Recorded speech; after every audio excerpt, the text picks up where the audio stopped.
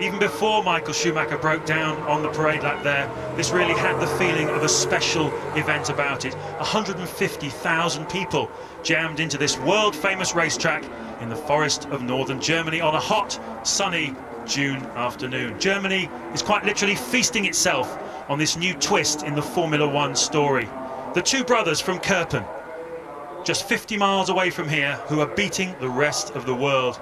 When asked why yesterday, Michael Schumacher put it down to two words: talent and discipline. That's what he thinks separates him and his brother from the rest. I can tell you that sales of Ralf Schumacher caps are now up 70% on what they were 12 months ago. And not wishing to show any bias whatsoever, their father, Rolf Schumacher, has had a special cap made, half red and half blue, supporting both of his boys. Now, of course, Michael wants Ralf to do well. We saw that in that karting piece, which Louise very skillfully put together. You can just sense that Michael Schumacher wants his little brother to do well. When I spoke to Michael after the Canadian Grand Prix about Ralf's victory, he said, listen, I've achieved everything I want to achieve in my Grand Prix career. Ralf is just at the beginning of it.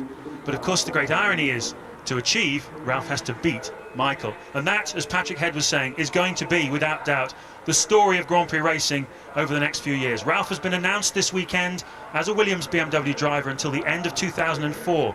The same length of contract as Michael Schumacher has at Ferrari. So certainly the Häkkinen versus Michael Schumacher story we've had in the last 3 years is evolving, it's changing, it's twisting. But let's not rule out Mika Häkkinen, David Coulthard and the McLaren team. Off the pace yesterday in qualifying, you can see them there in fifth and sixth places on the grid, but they have certainly got a better race car under them than they have a qualifying car. It's been a real Achilles heel this year qualifying for them, but come Sunday afternoon we've seen time and time again they really believe they can pose a threat here this afternoon. So, you've been down on the grid, Martin. It was a fantastic atmosphere already, but what's the feeling with Schumacher? Is that going to faze him? He's so experienced, I guess there is a sense in which he's seen it all before. I don't think that'll faze him, James, as much as the fact that he's got the two BMW Williams, one alongside, one just behind him. Montoya's shown no fear at all in having a go at him, almost relishes the chance, of course. And he'll want to desperately keep those between him and championship contender David Coulthard. So Michael out there very much to win a championship, of course. And we've seen just how fast the Williams can be off the start line. I do believe they've improved the Ferrari too off the start line, but it's a long haul down to that first corner. And through the weekend, we've seen the two Williams topping all four of the speed traps, the pair of them that are situated around the racetrack. McLaren will have to run a different strategy. Surely they'll run more fuel down there on the third row of the grid. They do not have the speed to go and just take this race for themselves. They're going to have to try to outsmart the others. If Ferrari are smart, and they are smart, I suspect they'll have put Barrichello on a heavier fuel load to try to interfere with the two McLarens and keep them at bay, while Michael's busy trying to keep the two BMW Williams at bay. But if there's a first corner incident, you're now watching Michael breaking down on the outlap. He's in the car he wanted to be in and borrowing a BMW there to recover to the pits. A little bit of a faux pas on the PR side there. That actually, I've ridden one of those, Martin. That shouldn't go unless you put these silly seat belts right across you in both directions. It shouldn't actually start. That's so interesting. They must have doctored it somehow, but it certainly worked for Michael there to be able to get back.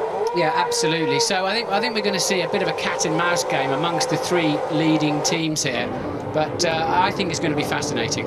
Indeed it will be, and of course, as you were saying before, the start is going to be critical, and launch control, introduced at the Spanish Grand Prix just a few races ago, has certainly helped Michael Schumacher, because of course that was perhaps the one weakness he had in his game. It's taken about half a second off the time it takes a Formula One car to go from 0 to 100 miles an hour, and amazingly, that time is just 4 seconds.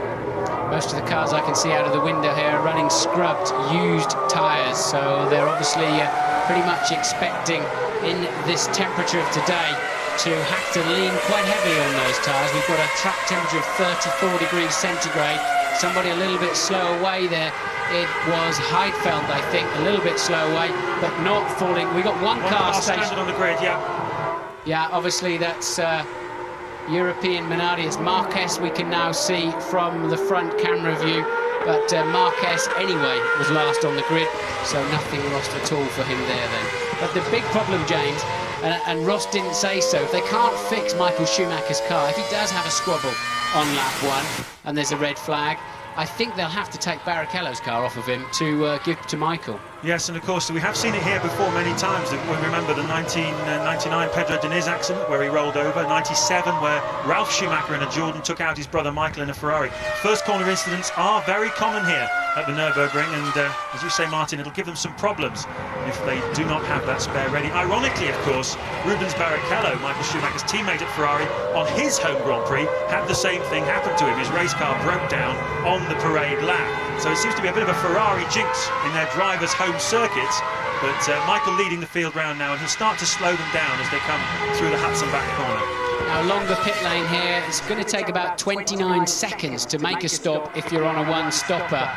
And there's a greater length of speed limit here, so I think it changes the strategy somewhat. But the problem for the McLarens, if they do, and I don't know, but if they do run the heavier fuel load, in an attempt to run longer and try to leapfrog the cars in front of them by using that strategy, they may well have the two Jordans and others all over the back of them in the early stages of the race while they're running a fat load of fuel. Every 10 kilos of fuel you carry around this circuit costs you a quarter of a second per lap. They could be running as much as 25 to 30 kilos more, let's say 3/4 of a second per lap more fuel than the cars immediately around them.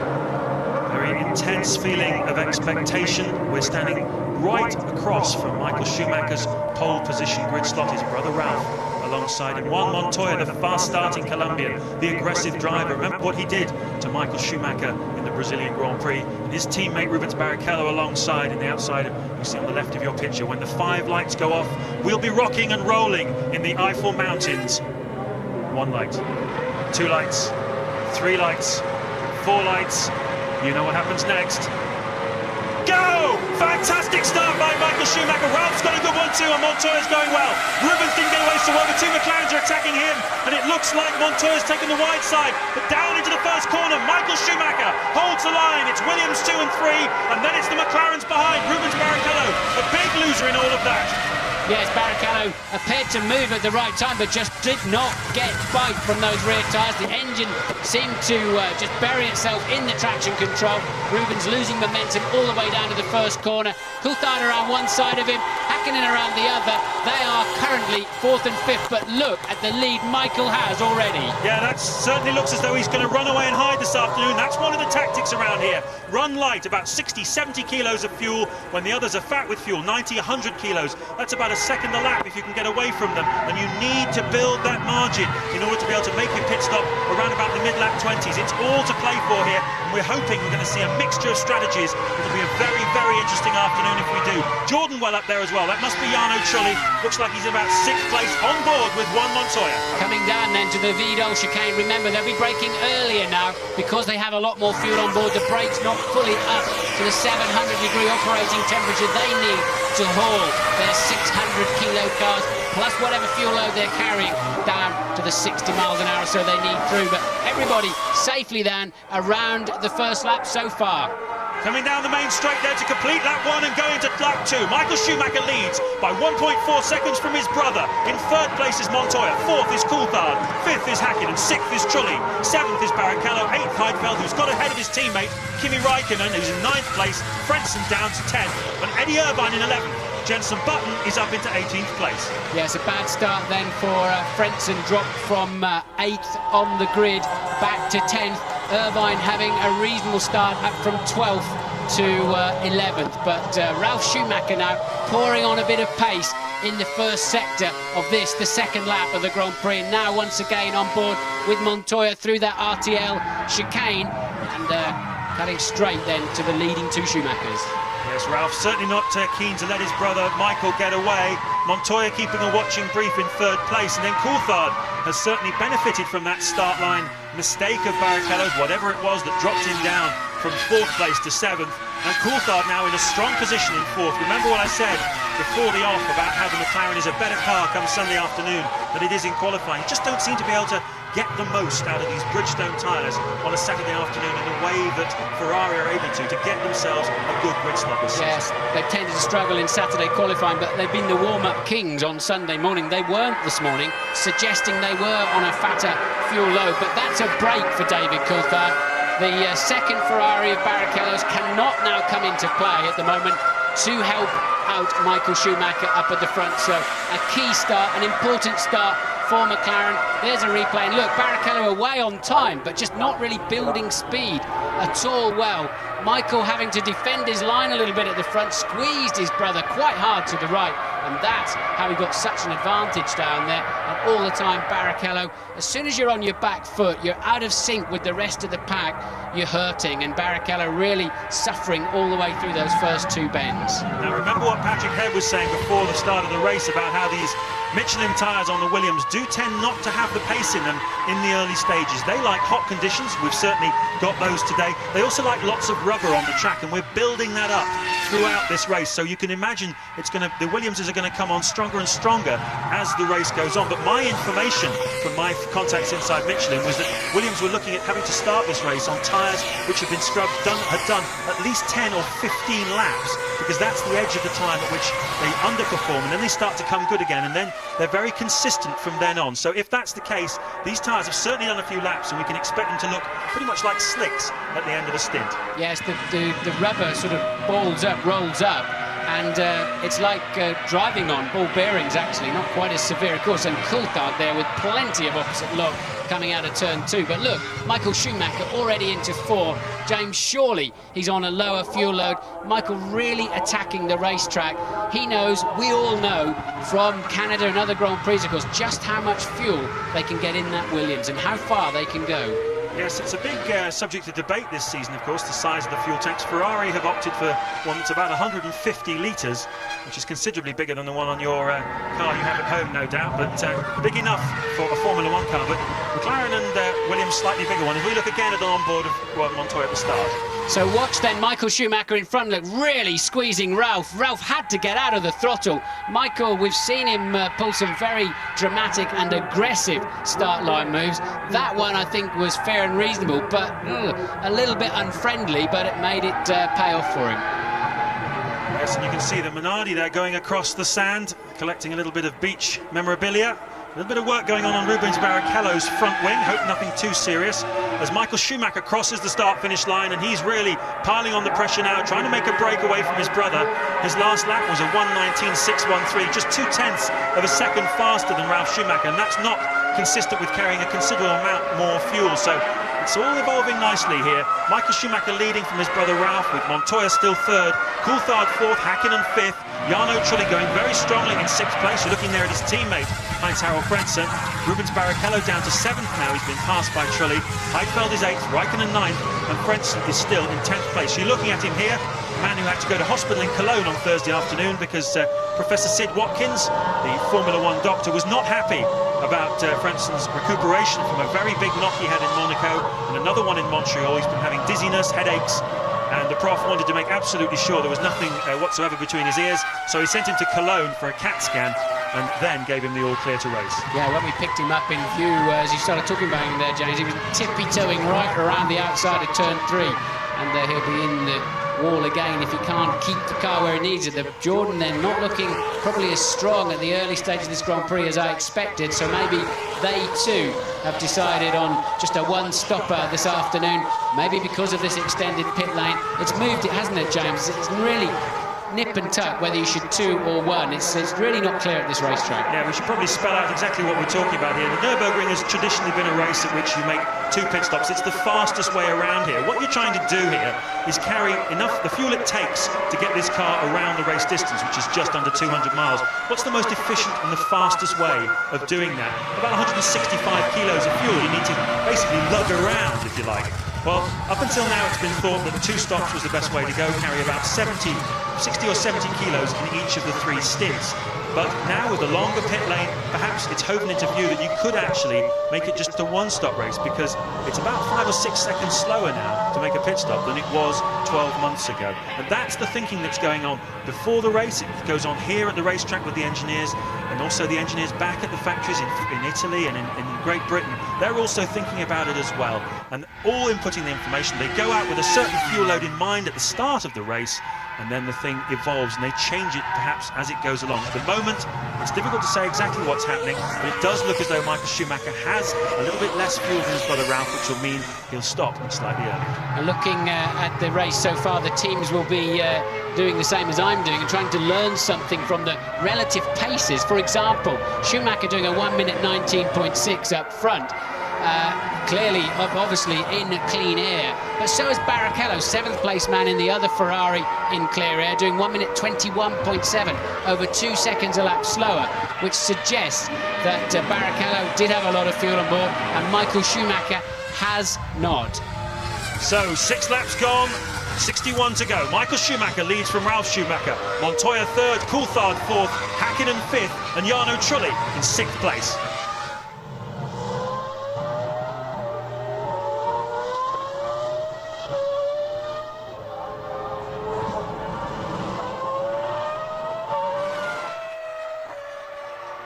So you're looking now at the McLaren of David Coulthard, chasing down Michael Schumacher in the Formula One World Championship this season. The first time, really, he's been McLaren's point man in the title race. He desperately needs a good result here this weekend. He could really have done without Michael Schumacher being on pole position. He could certainly have done with himself being right up there as well, but it wasn't to be yesterday afternoon. And Coulthard, I think, quite disappointed with, and quite surprised as well by the pace of Michael Schumacher's Ferrari.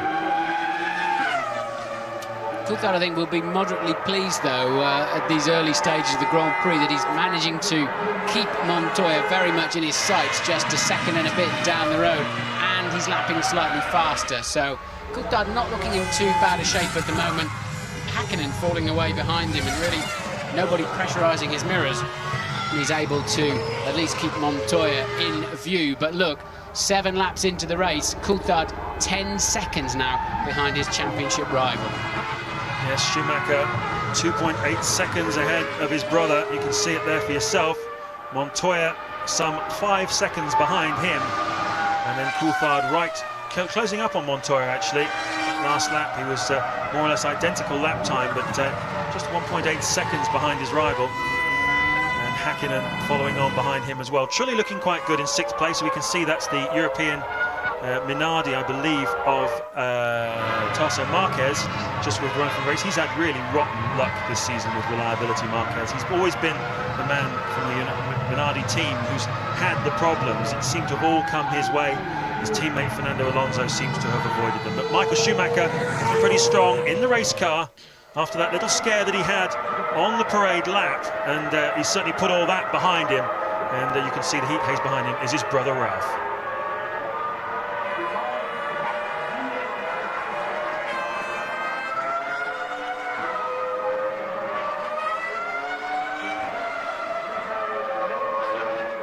Lap 8 of the European Grand Prix at the Nurburgring. A little bit of cloud cover now appearing to mask the sunny skies, but it's very much sunny skies for the Schumacher family. Michael is leading Ralph by 3.1 seconds, with Juan Montoya in the Williams 3rd, and then Coulthard is 4th, and Häkkinen 5th for McLaren. Jarno Trulli in 6th place as we look at Häkkinen's wife, Erja, who has brought their young son Hugo with them. And he's come to all the Grand Prix actually this season, as far as I can tell. Mika just cannot bear to be separated from his young son, who was born shortly before Christmas. I know when I went down to see Mika at Valencia, where he was testing in the early part of this year, I said, "How are you feeling?" He said, "I'm absolutely knackered. I haven't had a decent night's sleep since the baby was born." But hopefully now he's being able to get some more sleep. Whether that's put him off his game, whether that's affected him at all this season, I don't know, and he's not telling. But some drivers pull it out when they have a child. Some drivers, they just go right off. You're looking now there, a battle between Frentzen and Irvine for 10th place, and a better weekend for Jaguar. Eddie Irvine looking very strong yesterday afternoon, and just a few tenths of a second separating 8th and 12th on the grid. Irvine amongst them really for the first time. As I remember Keke Rosberg, Häkkinen's manager, saying when he had a child, suddenly the barriers looked an awful lot closer. As you said, it affects some drivers in a different way to others. But Marquez then has retired from the race in the European Minardi, the only car to do so far. And as they, after the end of lap 9, Coulthard will be disappointed to find he's 11.6 seconds off the lead, although we're pretty sure Michael is running a lower fuel load. And now Ralph has just done the fastest first sector of the Grand Prix so far. Are those Michelins beginning to work nicely for him? They're pretty coloured up, look. His left front has got a lot of markings on it where it's working pretty hard, and that's the phase they have to put those tyres through. But Coulthard just behind this man Montoya, at least hanging on to that 4th place, pulling away from Mika Häkkinen in 5th. Pretty much status quo at the front end, though. The only really major scrap is Frenton in 10th, Irvine in 11th, just 0.4 of a second behind him. Further down the field, Jenson Button in 18th, giving Olivier Panis in the BAR a run for his money. Been a lot of talk this season, Martin, about these groove tyres. Obviously, with Michelin coming in, they were questioning how it would be policed, the regulation regarding the grooves at the end of the race. You can see 4 clear grooves there in the back of that McLaren's tyres coming towards us, though. As Martin was saying, the Williams already, the front tyres and the rears, starting to show signs of going towards slicks. Now, how will the FIA, the governing body of Formula One racing, police this? There have been a few races this season where the Williamses have been very, very marginal, but then they've dropped out as Michael Schumacher sets a new fastest lap with 1:19.415. Yes, the Williams tyres have been very marginal during the race, but because they haven't finished, there've been no kind of protests. This afternoon, if they do have pretty much slicks at the end of the race, we might start to see some problems starting to emerge. What's your view on that? My understanding, James, is that providing they've got grooves in them that meet the regulations when they start, nobody's going to be looking too hard at how deep and how many grooves are left when they've finished using them. I think we'd have a fiasco, because remember, if they 2 or 3 stop in a race, several sets of tyres floating around, you could have a car winning the race, but one of his 3 sets of tyres turns out to be fractionally under the depth of groove, and I think common sense has prevailed, and I don't believe they have to have any grooves in there necessarily. But if the FIA can demonstrate there's a clear performance advantage and they're abusing it, then they will take action. Well, the scope for polemic in Formula One is enormous. But Ted Kravitz has some news for us down in the pits. Yeah, James, just watching the antics on the Ferrari pit wall, I think they now have to reconsider Rubens' role in this race after that rather poor start. It does look like he's running heavy. He may have been sent out to cover his and Michael's 2 stopping opponents, but he can't afford to lose all this time now behind Trulli, if he's still to be in play by about lap 23, 24, 25, which is the point at which we're expecting the first of the 2 stoppers to come in. Yes, but unfortunately, he's 3.8 seconds adrift at the moment of, 1.6 it is, adrift of Trulli. So Barrichello not really able to get up there and put any pressure on Jarno Trulli. And you're absolutely right, Ted. He's not playing the role this afternoon that Ferrari need him to play, but certainly Michael is at the front. But until the pit stops unravel, we don't know if Michael's doing a good enough job. And right now, I think Ferrari will be disappointed. They're only 3.4 seconds ahead. Yes, that's certainly true. If Michael Schumacher is carrying more fuel than his brother, he'll need to build a much bigger margin than this. So perhaps all is not as it seemed. Perhaps Williams did err on the side of caution. And thinking about the wear on those Michelin tyres, perhaps they didn't put quite so much fuel on board. I've got a computer model here of a race strategy which I was handed by an engineer, as Ralf Schumacher sets a new fastest lap in a 1:19.205, half a second faster than his brother. And this model says that the lap times are more or less what they're setting at the moment, the high 19s. That's pretty much on target for a fairly long 2-stop strategy, where the first stint is quite long. But there are several races going on here today, of course. It's not just the race at the front, which is between Williams, Ferrari and McLaren. There's also the middle race, which is between Jordan, BAR and Sauber. Trulli currently leading that one with Heidfeld, Raikkonen and Frentzen up there. The BARs are having a nightmare of a day. Villeneuve is 12th and Panis is down in 17th place. And then, of course, you've got the third race, which is the Arrowses, the Jaguars, etc. Irvine currently winning that one. He's in 11th place, mixing it with the Jordans and the BARs. Right, the Michelins are in the zone. It's just happening as they said it would, as you see Bertie then coming in the Prost, clearly out of sync, out of schedule. He would not normally be coming in at the end of lap 13. But the 2 fastest cars easily on the track last time around was Ralf Schumacher and Juan Pablo Montoya, 2nd and 3rd place men, both in the BMW Williams on the Michelins. And now let's see it over the line this time, and he takes another half second out of Michael's lead. So Michael Schumacher now 2.3 seconds in the lead from Ralf Schumacher. And, well, Ferrari then under pressure.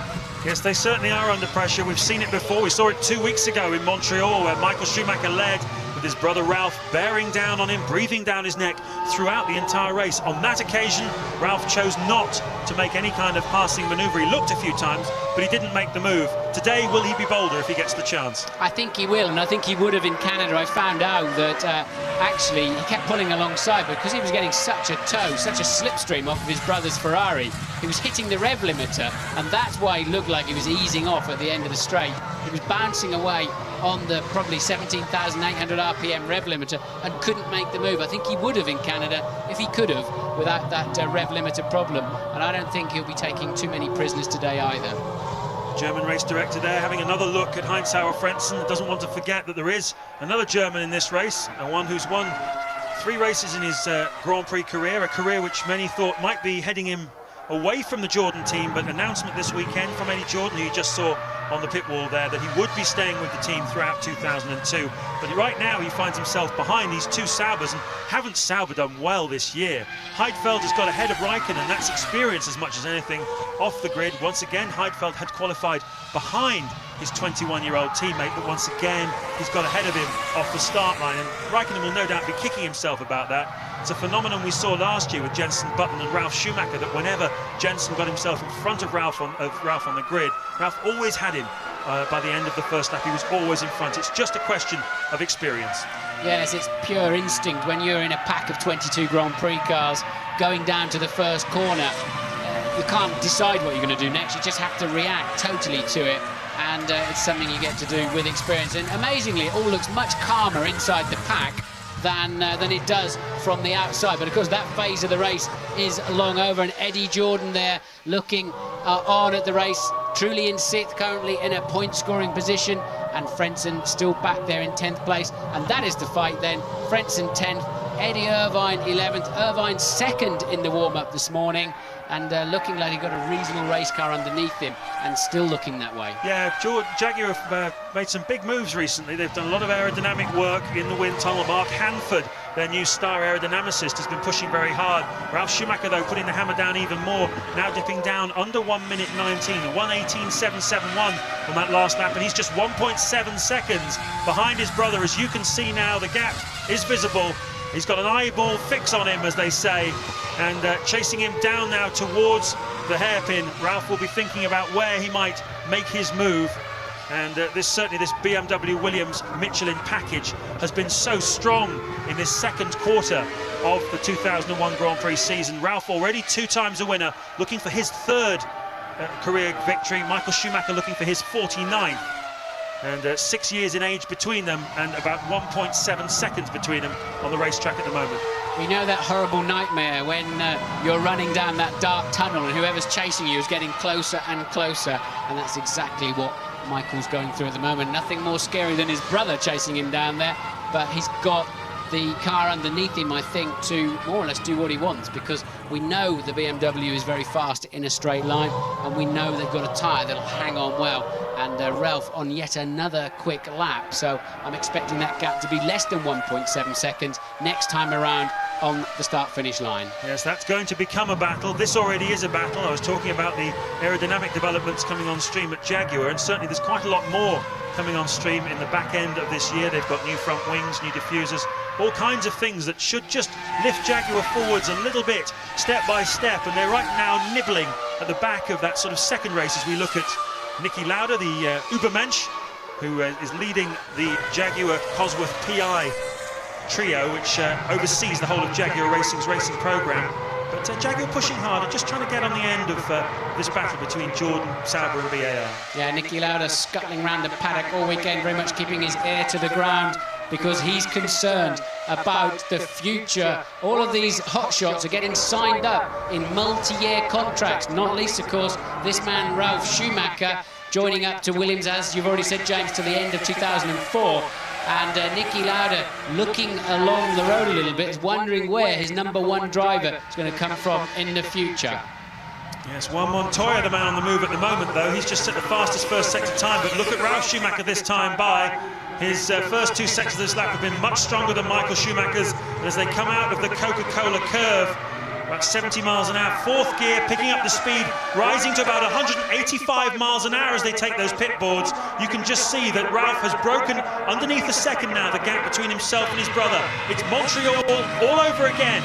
And maybe what we were talking about with the Michelin tyres, maybe the track has come towards them. The temperature is certainly going up here all the time. It's the warmest I can ever remember it here at the Nurburgring. 29 degrees the track temperature, 21 degrees the air temperature. I guess we should be thankful, Martin, it's not raining, because it certainly normally is by this stage of the race. Tends to here, and Montoya now matching Ralf Schumacher's pace, although he's now a full 10 seconds adrift of the leading battle, but pulling 9 seconds clear of fourth place man Coulthard. And now you can see the gap for yourselves. It was 0.8 according to the chrono last time around. And Ralph, remember in Canada, the last Grand Prix, his fastest lap was a full 0.8 of a second faster than anybody else in the Grand Prix. And just look at the pressure he's giving Michael Schumacher. Germany is on its feet. Here we go. It's the Schumacher brothers are at it again. The duel is joined. Ralph is attacking Michael into the Vidal chicane, which was designed by Michael Schumacher as an overtaking opportunity. He had the foresight to know he would need it in the future in his Formula One career, and he certainly used it to good effect many times in the past. But will his brother use it this time round? He's got a good drive out of the Coca-Cola curve. He's lining his brother up. It's not a good place to pass, but will he do it?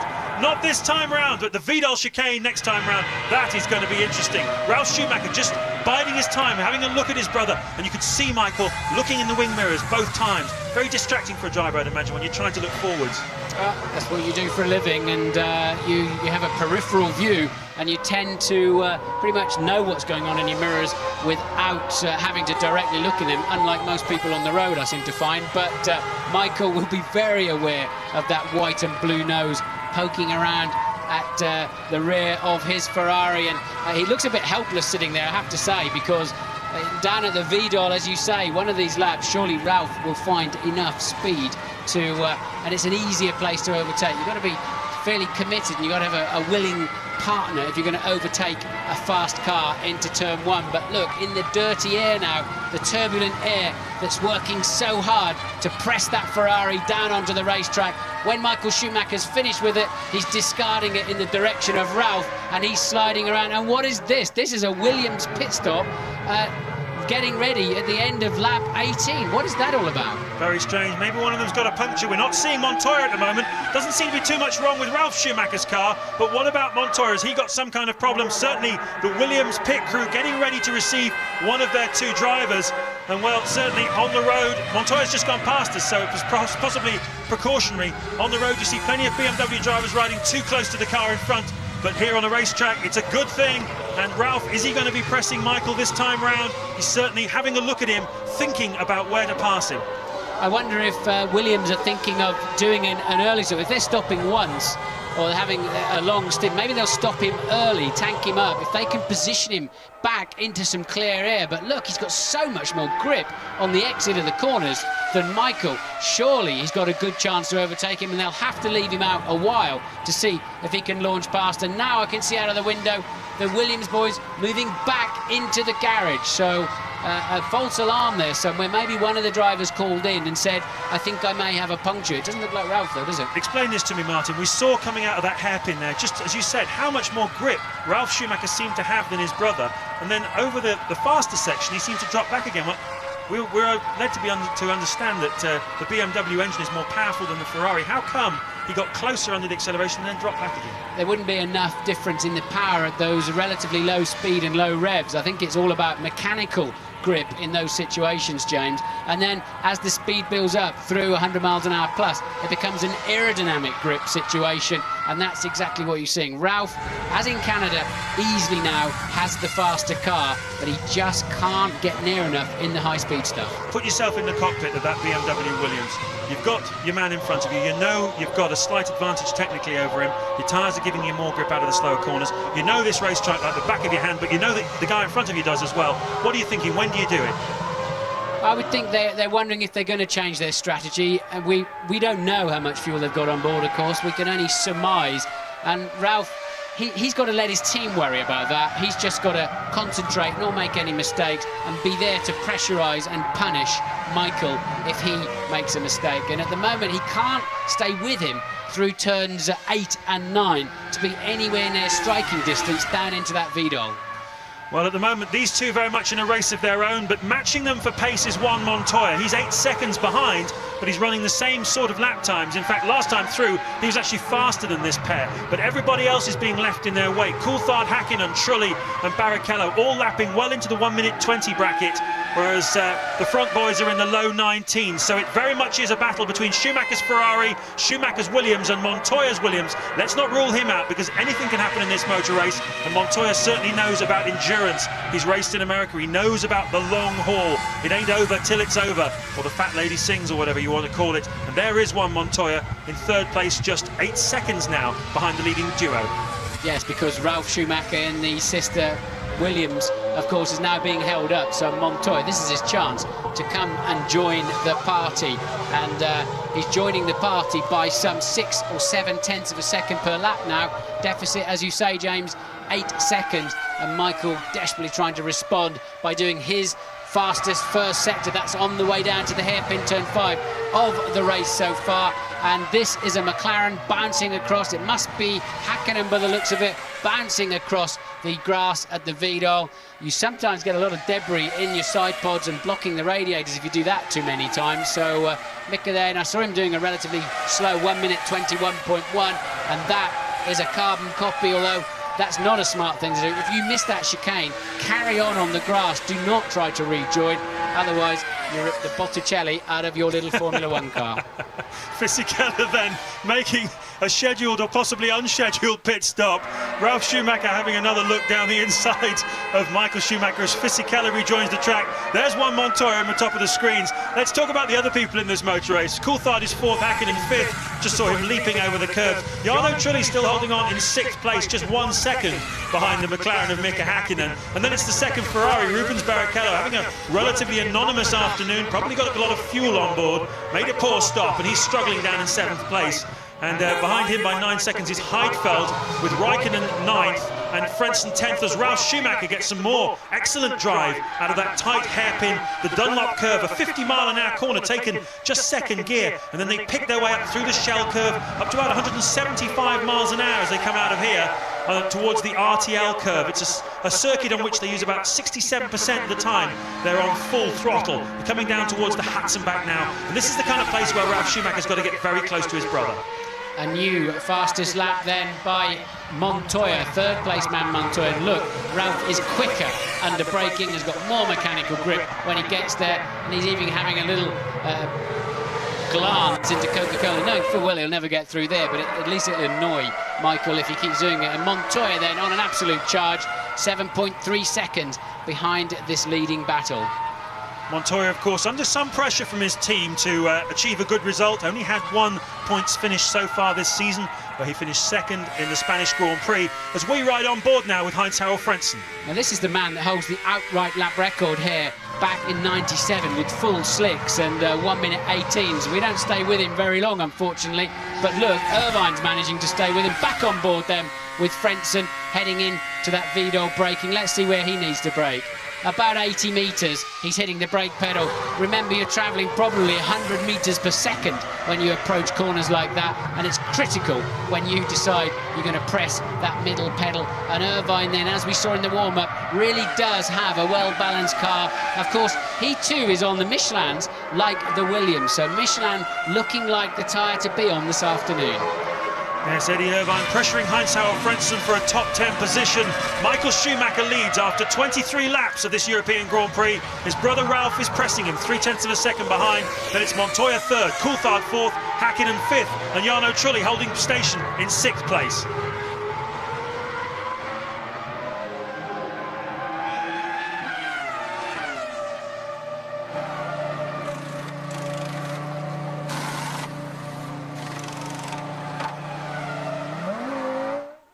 So a few starting to make their pit visits now. This is lap 24. We're into the 2-stop pit window. Anytime between 24 and 28 is the moment to make your pit stop. And, well, will we see any of the leading runners coming in soon as Michael Schumacher attacks the Vidal chicane? Just look at that car bouncing up over the curves. And just look at the wear on the Michelins compared to the Bridgestones. You see how much more they're worn down. yeah, sort of drags the rubber across the top and fills in the grooves that way. And that's before, and Panis off then. So Panis in the BAR having a dismal race anyway, down there in 15th place, and quite clearly beached on the gravel trap. He is taking no further part in this Grand Prix. Just looking down into the pit lane to see if any of the leading teams are looking likely to make a stop. I don't see Ferrari, McLaren or Williams getting ready. So it very much is going to come down to strategy. Hopefully we might see Ralf Schumacher making an attacking move on his brother Michael. Like to see that sometime in the 2001 season. I think we'll see it sooner rather than later. Certainly Ralf looks like he's got a better race car underneath him at the moment. Coming up to some lap traffic, and that will be Fernando Alonso in the second of the European Minardis. They're about 3 seconds a lap at the moment off the pace of the leaders in Formula One. Had dinner with Alonso on Thursday night, and nice chap, very quiet, very talented young man, 19 years old, and learning a lot at the moment, managed by Flavio Briatore, who runs the Benetton team, hoping very much that Flavio is going to put him into a better car than the Minardi, but equally Paul Stoddard, who runs the Minardi team, hoping he'll be able to come up with something to make the Minardi more competitive. Back though with this battle for the middle order, the two Saubers, Heinz-Harald Frentzen and Eddie Irvine. And Irvine still looking for a way past Frentzen. Not an easy racetrack to pass on, the Nurburgring. But Eddie Irvine just holding on there, just like Ralf Schumacher is behind Michael.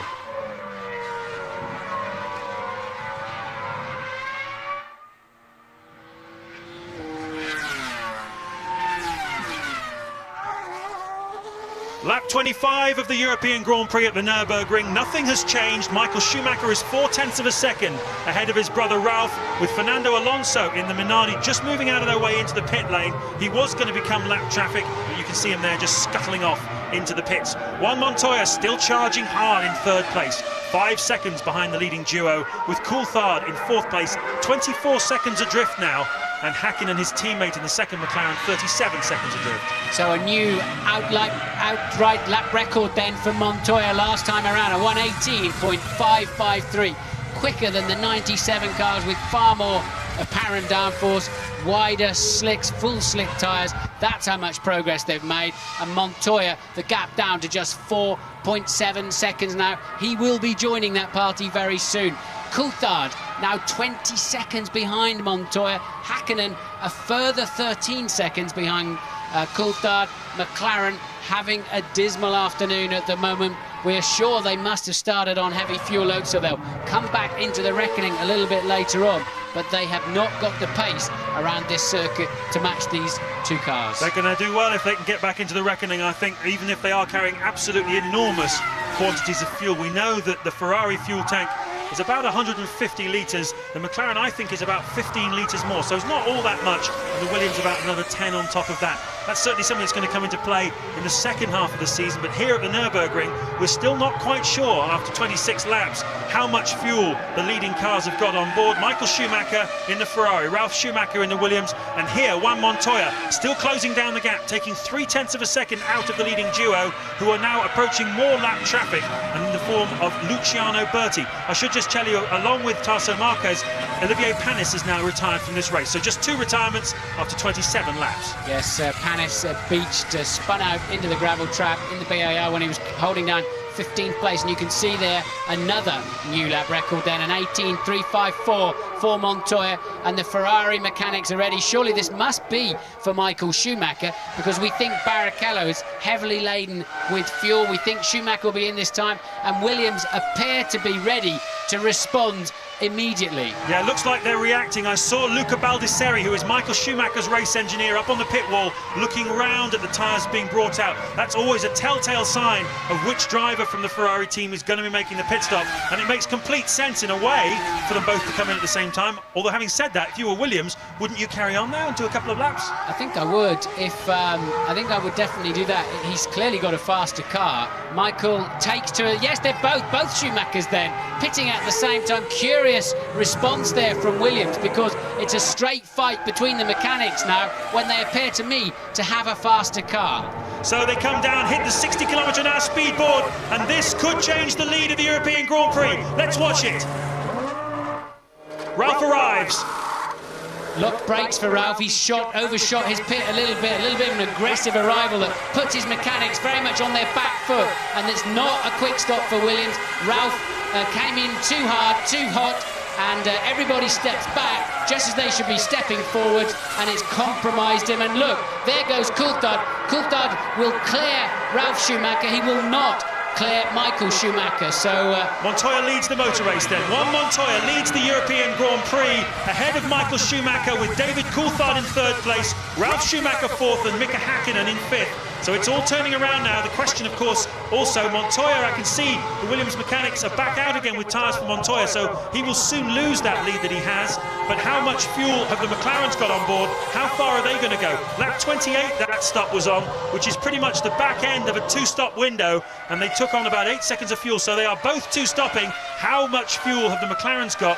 They could probably go to about lap 40 if they're carrying one-stop fuel. We have to assume that Ralf Schumacher had to come in on that lap, because it doesn't make any sense to me that he did, and the fact that the very next time around Montoya is in too suggests that they had both chosen the identical laps. That's both the Schumacher brothers to pit the amount of fuel. They don't carry a kilo more than they have to, as Montoya rather more cautiously approaches the box, and some very old tyres going on that car too. So scrub tyres once again. Look, they look like you'd throw them away, let alone put them on a car that was leading a Grand Prix. They look more like they should be coming off than going on, but that's what I was talking about before. Michelin needing to use tyres that have done a 10 or 15 laps, and that looks like, yes it is, Michael Schumacher regains the lead. Coulthard second, Ralf Schumacher in third place. Montoya now dropped down to fourth. Entirely predictable. Montoya not able in that one lap that he had of freedom to make enough time up to get the lead back, but he was only a couple of seconds out, wasn't he, Martin? Yes, and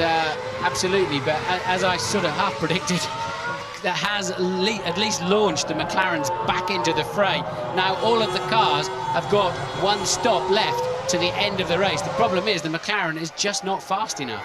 You don't sort of equate chess with Formula One, do you? Chess is a slow game played by people in gardens, moving pieces around very slowly, taking half a minute rather, over each move, as Heinz-Harald Frentzen comes in to make his stop. But chess and Formula One, at times like this, they're very, very similar. Louise Goodman, what can you tell us? Well, while you were watching those pit stops, Eddie Irvine finally got past Heinz-Harald Frentzen. He's been glued to Frentzen's rear wing throughout the race so far, but just not been able to find a way through. But he has finally got past him. So then, you're watching Frentzen coming out of the pit lane, and that clearly is Michael Schumacher. Was that Michael Schumacher? Yes, lapping one of the arrows, which will be Enrique Benoldi. Enrique Benoldi down in 18th place, the man who held up David Coulthard for 42 laps of the Monaco Grand Prix. Now it looks like Jos Verstappen, actually. They've already cleared Benoldi. That must be Verstappen. But certainly Benoldi got himself into the headlines when he held up Coulthard. Let's hope he doesn't do it this time. Coulthard now able to keep station then ahead of Ralf Schumacher. Coulthard now, it's flip-flopped around. He's probably got slightly less fuel than the Williams that's behind him, of course, because Ralph's just been in for a top-up. And look, Ralf Schumacher shaping up for a big stab up the inside into turn 5. Made it stick. Looked like Coulthard a little bit wrong-footed out of turn 4. And Ralf with an important move in this Grand Prix. He could not afford to be tucked up behind the McLaren for too long. A great move there from Ralf Schumacher. Yes, a move, a potential race-winning move, really. Certainly one that'll get him back into contention with his brother. He wants to win this motor race. So does David Coulthard, for that matter, as Olivier Panis runs across the track, having beached his BAR earlier on. Miserable afternoon so far for British-American racing, with Jacques Villeneuve down in 11th place. One of the two arrows, that's Enrique Benoldi, I think, pulled over at the side of the track. Yes, indeed it is. So one arrow's out of the race. Jos Verstappen still in it in 16th place. The Arrows team really have not had a good weekend of it, not been on the pace that they expected to be. Third car to retire then from this race. Marquez dropping out early on, Panis spinning out, and Benoldi some kind of technical problem as Ralf Schumacher laps Verstappen. And look at Montoya pressurising third place man David Coulthard.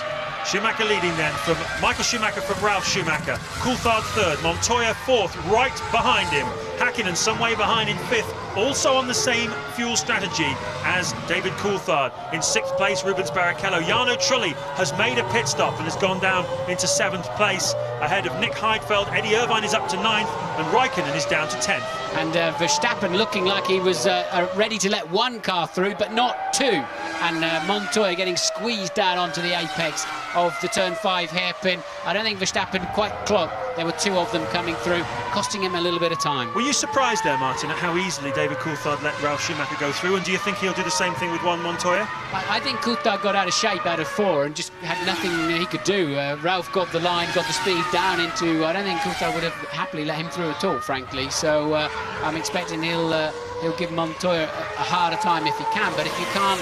David said to me this morning, I just can't get the thing out of turn 3 and turn 4 without the back end stepping out, because he's 0.3 of a second slower all weekend than the key cars down to that first hairpin. And, well, he certainly paid the price when it came to fighting with Ralf Schumacher.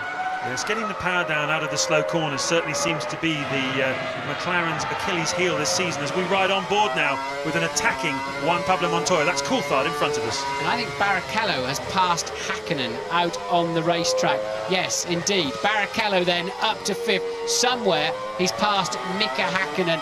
And again, a key move for Barrichello. Can he come into play and spoil Coulthard's afternoon as well, as you're on board with Montoya following that McLaren of Coulthard, 0.4 of a second behind him over the timing being last time around. And this then is the turbulent air situation. Montoya fighting the car through that 160-mile-an-hour chicane, and apparently not really able to close that McLaren down straight away. Great pictures there from on board. It's fantastic, isn't it, when you can see the real attacking. And as you were saying on that onboard lap in the build-up to this show today, Martin, how amazing it is you don't see the drivers changing gear anymore. The car does it for them basically nowadays. Yeah, it moves up and down the gearbox. It looks Montoya there. Oh, Montoya having to take to the grass and the old part of the Vidal chicane. I do not believe he'll be penalised for that. He did not lose a position, gain a position, or fail to lose a position by taking that shortcut. But of course, it stepped him back. He snatched the wheel on the way in, decided he wasn't going to make it, did not want to rip the under tray. Maybe the auto gearbox we were talking about did something he wasn't expecting. I'm looking out of the pit window now, and I can see in the pit lane the McLaren mechanics are getting ready for one of their 2 drivers, and I think it's going to be Mika Häkkinen.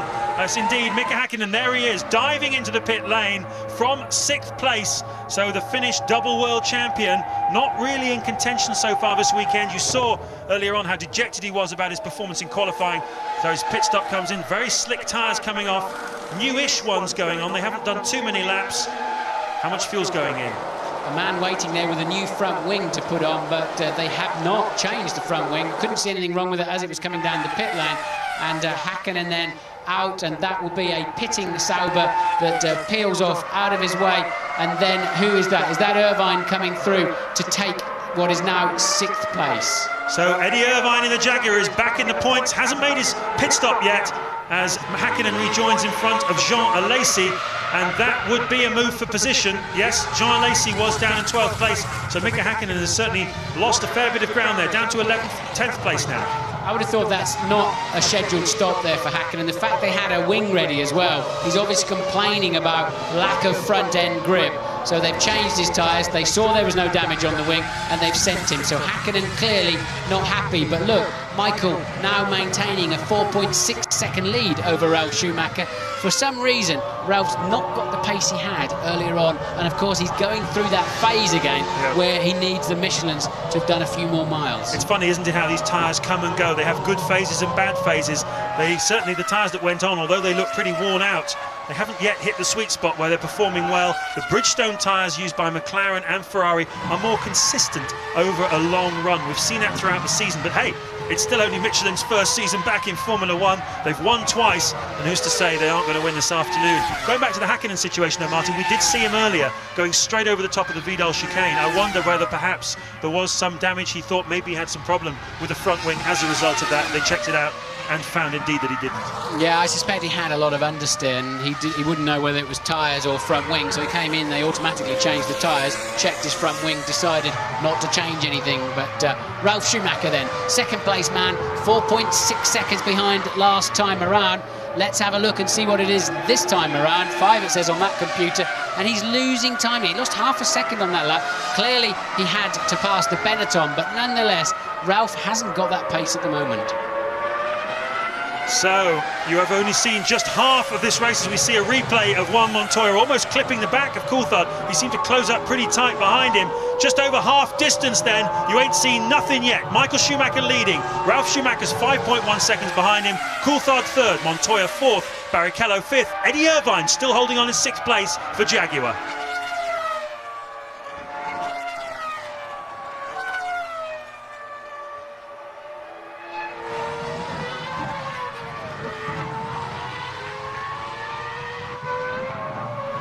Schumacher then 35 laps into this 67-lap European Grand Prix, holding on now, in fact doing better than holding on, opening out half a second over his brother Ralf in second place. 5.1 now, the gap between the two Schumacher brothers. We've seen it closer, and what are the chances, Martin, of them both picking the same lap to make their pit stop? I mean, we saw last year the World Championship was decided as we see again that little half dummy. Michael tried to make Ralf think he was going to do another lap, but suddenly realised that Ralf had to stop anyway. Yeah, a few drivers have worked out that you can gain a bit of time by actually bumping across what is a very low curb coming into that pit lane there and actually gain a tenth or two. It's not cheating, but it certainly was a good dummy he was trying to throw Williams' team as well. But, you know, quite clearly Ralf had to make a pit stop on that lap. Well, we saw the World Championship last year decided between Häkkinen and Michael Schumacher on the turn of a pit stop, and it just so happened that Ferrari had chosen as 2 laps later than McLaren. They were able to see how much fuel went into Mika Häkkinen's McLaren, and they just put a little bit more in at their pit stop, and that gave Michael Schumacher the edge he needed, so that when the second stops came around, he was able to put the hammer down. That's how the World Championship was decided, and well, it can happen anytime. Well, the scrap on the track at the moment, Montoya just a half a second down on Coulthard. Third place man Coulthard last time around. So Montoya, after that error, after nearly clipping the back of the McLaren, regrouping and coming back. So a good fight going on there.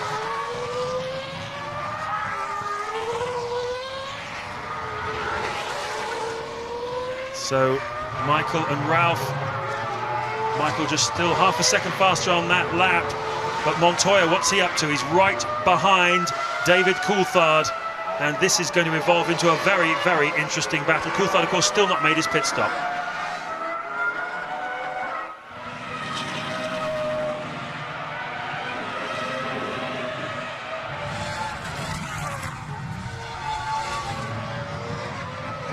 "37 laps gone of this European Grand Prix, 30 to go, and we've got a great battle developing now between Juan Montoya in 4th place and David Coulthard in 3rd place. Montoya last time by just half a second behind the Scotsman. Michael Schumacher still leading this race from his brother Ralf. You miss nothing, and you're looking now at this battle between Coulthard and Montoya, and I understand, Martin, that Coulthard has yet to make his pit stop. We don't expect him to come in for another 2 or 3 laps yet, but Montoya knows that as well. He knows he's got to come in as Eddie Irvine makes a stop from 6th place. Good day for Jaguars so far. Irvine was easily the fastest man on the track last time around. Now he's managed to get some clear air. He's really homing in on the 5th place man Barrichello, but now he has to make the stop, and quite a long stop it was too. Seemed to be a while getting away there for Eddie Irvine, and clearly that will be his only scheduled stop of the afternoon, James. But no other retirements other than Bertie and Panis, Marquez, Bernaldi,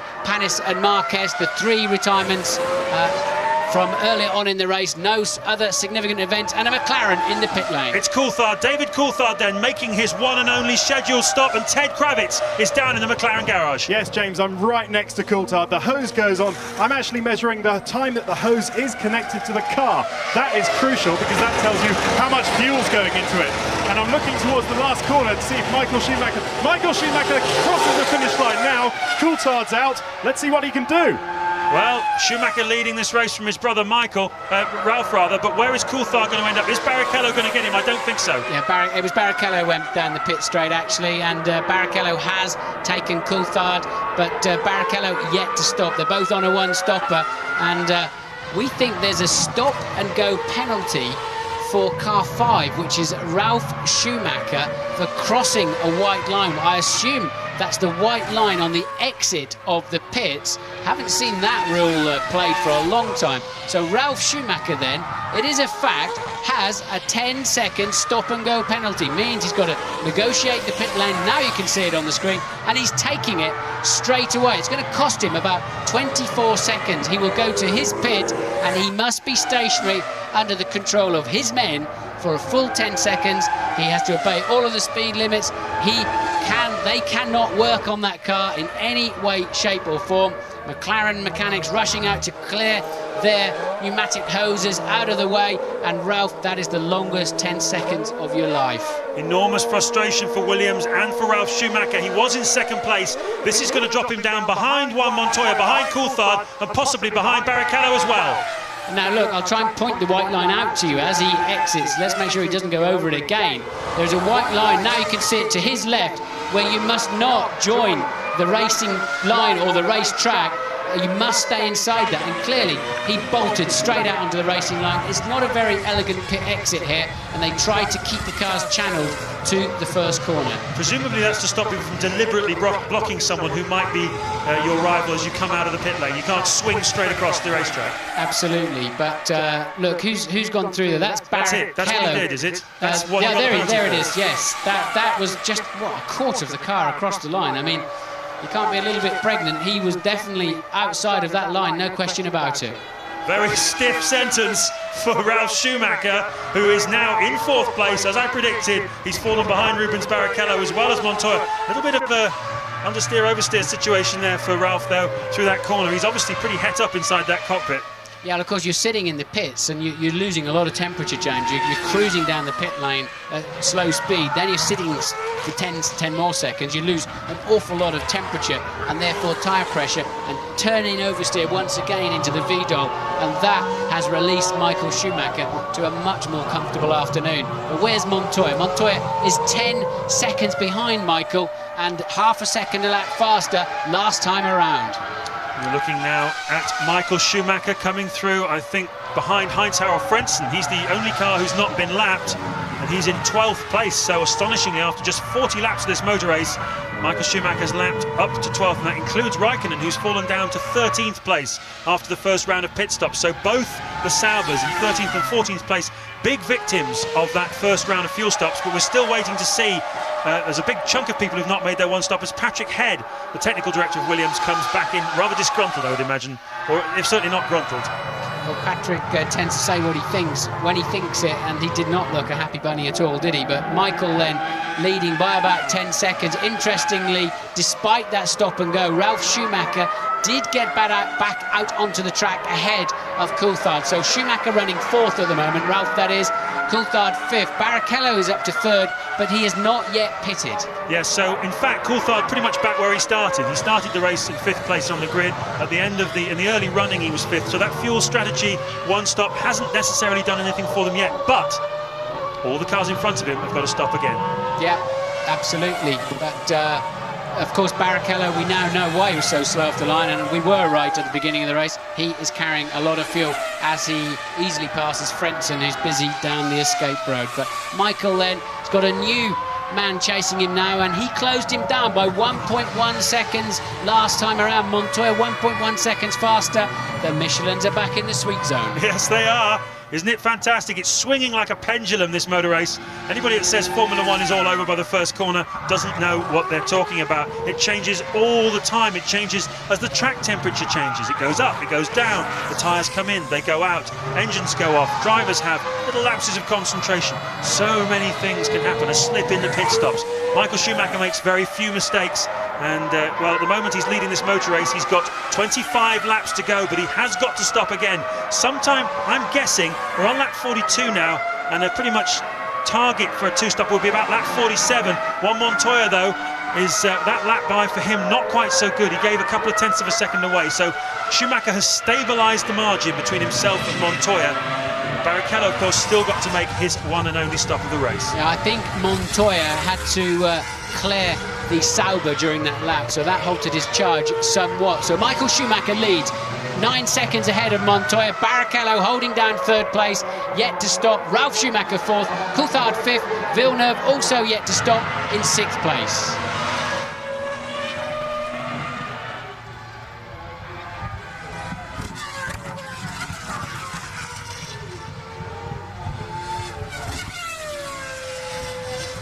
This is great, isn't it, Martin? Absolutely great. Anything could happen here, and it probably will, as Murray would say. But it's really swinging. Michael Schumacher could win this race. Juan Montoya could certainly win this race. David Coulthard is going to be close to the podium, as is Rubens Barrichello, as is Ralf Schumacher. It's not over yet. Far from it, although I have to say Michael's doing a sterling job up front there. He's really, anything they can throw at him, he's managing to cope with. And now Michael's just pulled easily his fastest lap of the race. Where did he pull that one out of? A 1:18.6. He's not done anything like that at all, as Lacey pits from what was 10th position for his one and only scheduled stop of the afternoon. Well, it's pretty much on target, Martin. If he's going to make his second pit stop, Michael Schumacher, around about lap 47, then this is the kind of phase in which he should be banging in those kind of lap times. He wants to try and give himself a bit of a margin, because obviously he's a bit worried about Montoya. The pit crew will have worked out, Ferrari pit crew will have worked out how much fuel Montoya took on board, and they will be making calculations. But look at this little scrap going on here. This is a battle. Jarno Trulli's in the middle of it. Jacques Villeneuve, Trulli, and Pedro de la Rosa in the Jaguar. This is the battle for 6th place. Villeneuve in front of it, just 0.3 of a second at the end of the last lap. You can see the gap is much less now. Good to see Pedro de la Rosa having a stronger showing in the Jaguar. He's been a bit... Villeneuve diving into the pit lane, so that's from 6th place. Trulli has made a stop. De La Rosa, I don't know whether he's made a pit stop yet, but we're going to check that out. But this is the battle for the final points-paying position as Villeneuve dives in. And here's Ferrari ready again for their second fuel stop. I would assume that must be the first then for Barrichello. We're now some 45 laps into the race, and Barrichello hasn't stopped, of course. One of only 2 drivers, including De La Rosa, who you were wondering about, that has not yet made a stop in this Grand Prix.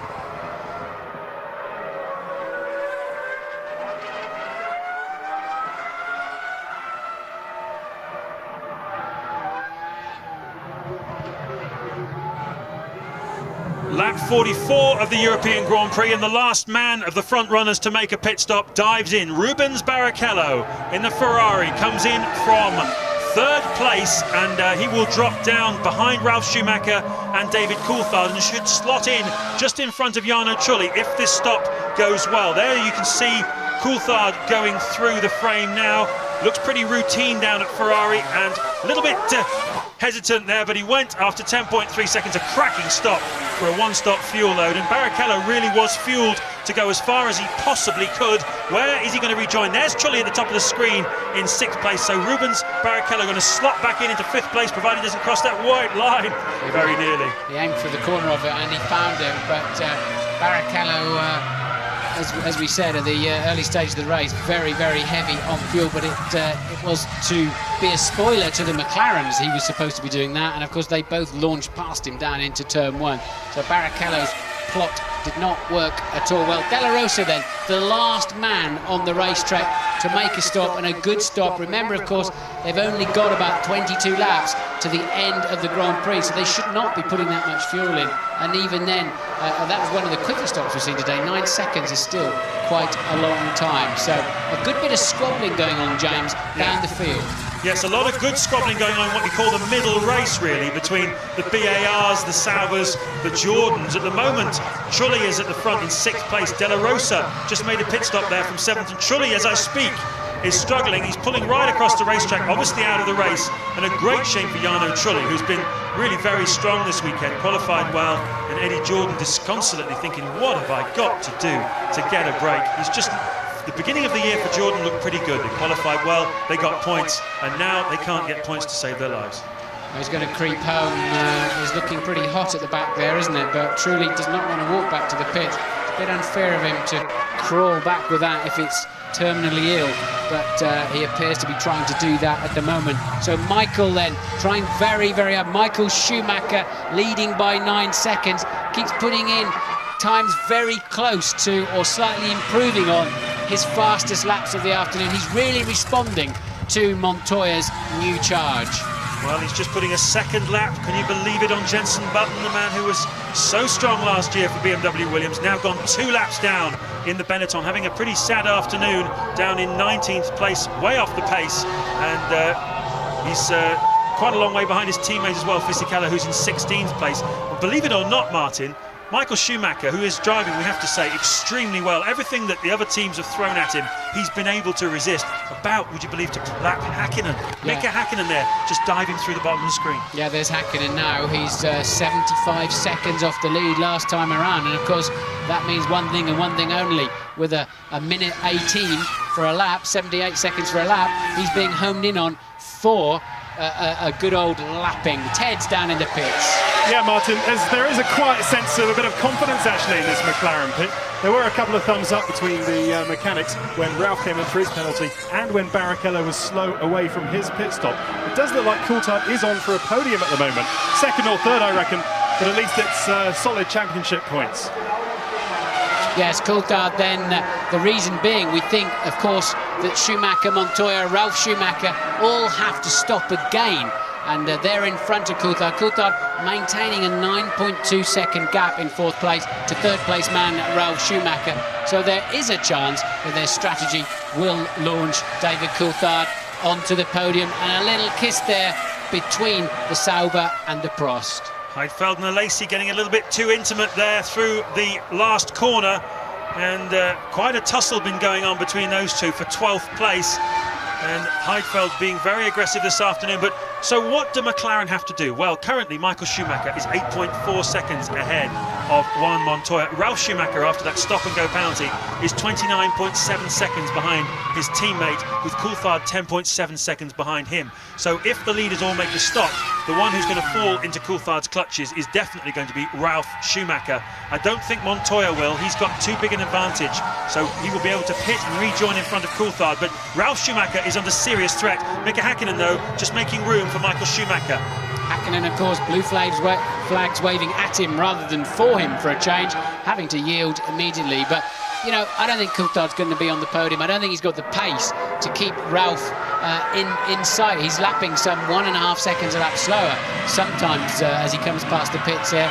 So I think he's pretty much nailed to fourth place at the moment. They may be putting thumbs up because he's got the edge on Barrichello. But Barrichello's 18 seconds behind and also closing something like a second a lap sometimes. So Coulthard not showing a lot of pace, and really they just cannot get that McLaren hooked up around here for some reason. But Montoya on a new charge.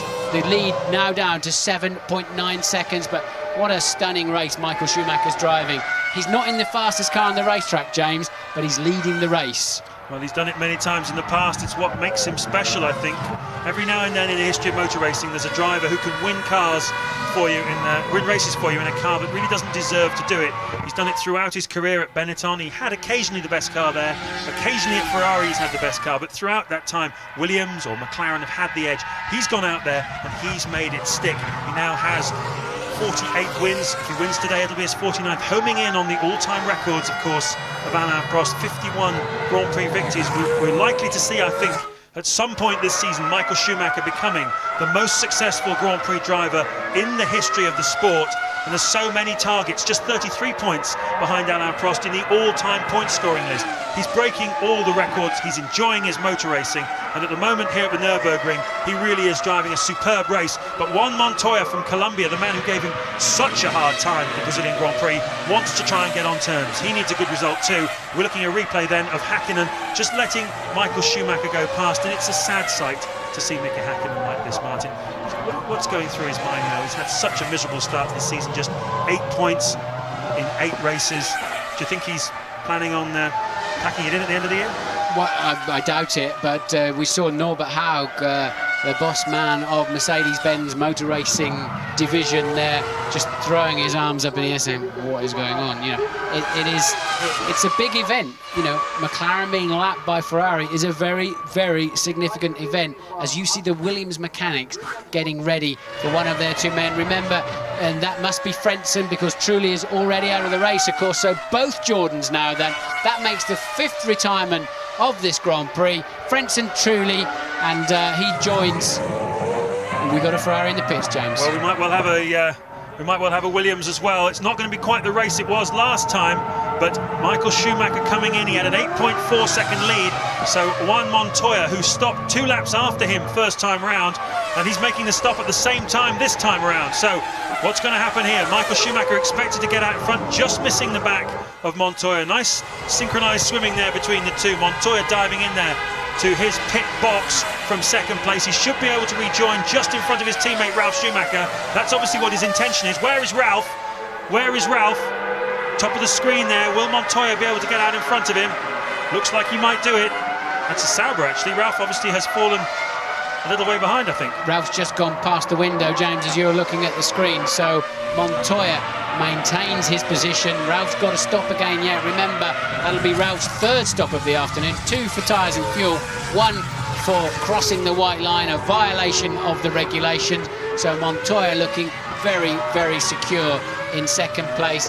Can he give Michael Schumacher a run to the end of the Grand Prix? That is Frentzen locking up a wheel down at the Dunlop hairpin and then losing the car on the exit. Curious, wasn't it? It just suddenly snapped away from him. I wonder whether something broke there. That was a very strange accident indeed. Seemed to have it all under control, and then it just swung out to the left. So Heinz-Harald Frentzen retiring from 10th place, and we now have a leaderboard. Michael Schumacher on lap 50, leading by 8.9 seconds from Juan Montoya. Ralf Schumacher 3rd, Coulthard 4th, Barrichello 5th, Hakkinen 6th, Irvine 7th a lap down, De La Rosa 8th a lap down, 9th is Villeneuve, 10th is Raikkonen, 11th is Jean Alesi, and 12th Nick Heidfeld. Now this is why Michael Schumacher wins so many Grand Prix. Look, they're both on an outlap. You saw Michael Schumacher and Montoya pitting at an identical time. Michael was 0.8 faster in the first sector of the outlap, 0.5 faster in the third sector, and second sector, and 0.2 faster in that final sector. So he just all the time takes everything that's available to him, and Montoya now has to charge again. Talent and discipline, he said yesterday when asked what made him different from the other drivers. You agree with that? I think he's just smart, to be honest. I think it's extremely modest of him to talk about his talent, but discipline, yes, he does have. And he's just got it all worked out. He knows where to go and find the easy bits, and that's easy. Go out and maximise the outlap and the in-lap, and you've bought yourself a couple of 3 seconds. And, you know, if you win a Grand Prix by 3 seconds, it's relatively easy, isn't it?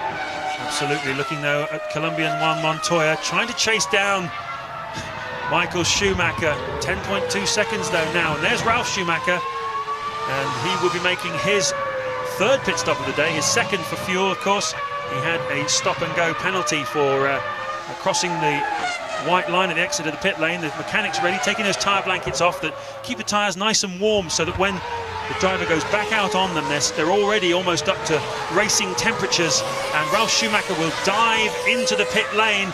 He's currently 15 seconds ahead of Coulthard. It won't be enough to get back in front of him probably, but Ted Kravitz will be able to tell us all about Ralph's stop. Yes, James, Ralf looks like he's in the pit lane. I can see him now. I can tell you there was such a sense of despair when he got that stop-and-go penalty. They just thought, you know, I mean, is he a star driver or not? He's certainly been signed up for Williams to be one. So the hose goes on. A line about Juan Montoya, actually. This has worked very well for him in this race. He really needed this kind of performance after those 2 wall experiences in the last 2 races. 6 seconds hose on time for Ralf. So then, Coulthard clears Ralf Schumacher. Coulthard does not have to pit again. Ralf Schumacher has the faster car. Can he catch and pass David Coulthard for the 2nd time this afternoon? Yes, he managed to get out just in front of Rubens Barrichello as well. That's the other aspect of this. So it's all chopping and changing, but Michael Schumacher pressing home his advantage now. No more fuel stops to go for the front runners. Lap 52, 15 laps to go. Montoya 11.2 seconds behind. Ralf Schumacher 3rd, Coulthard 4th, Barrichello 5th, Mika Hakkinen down in 6th place. It's all to play for.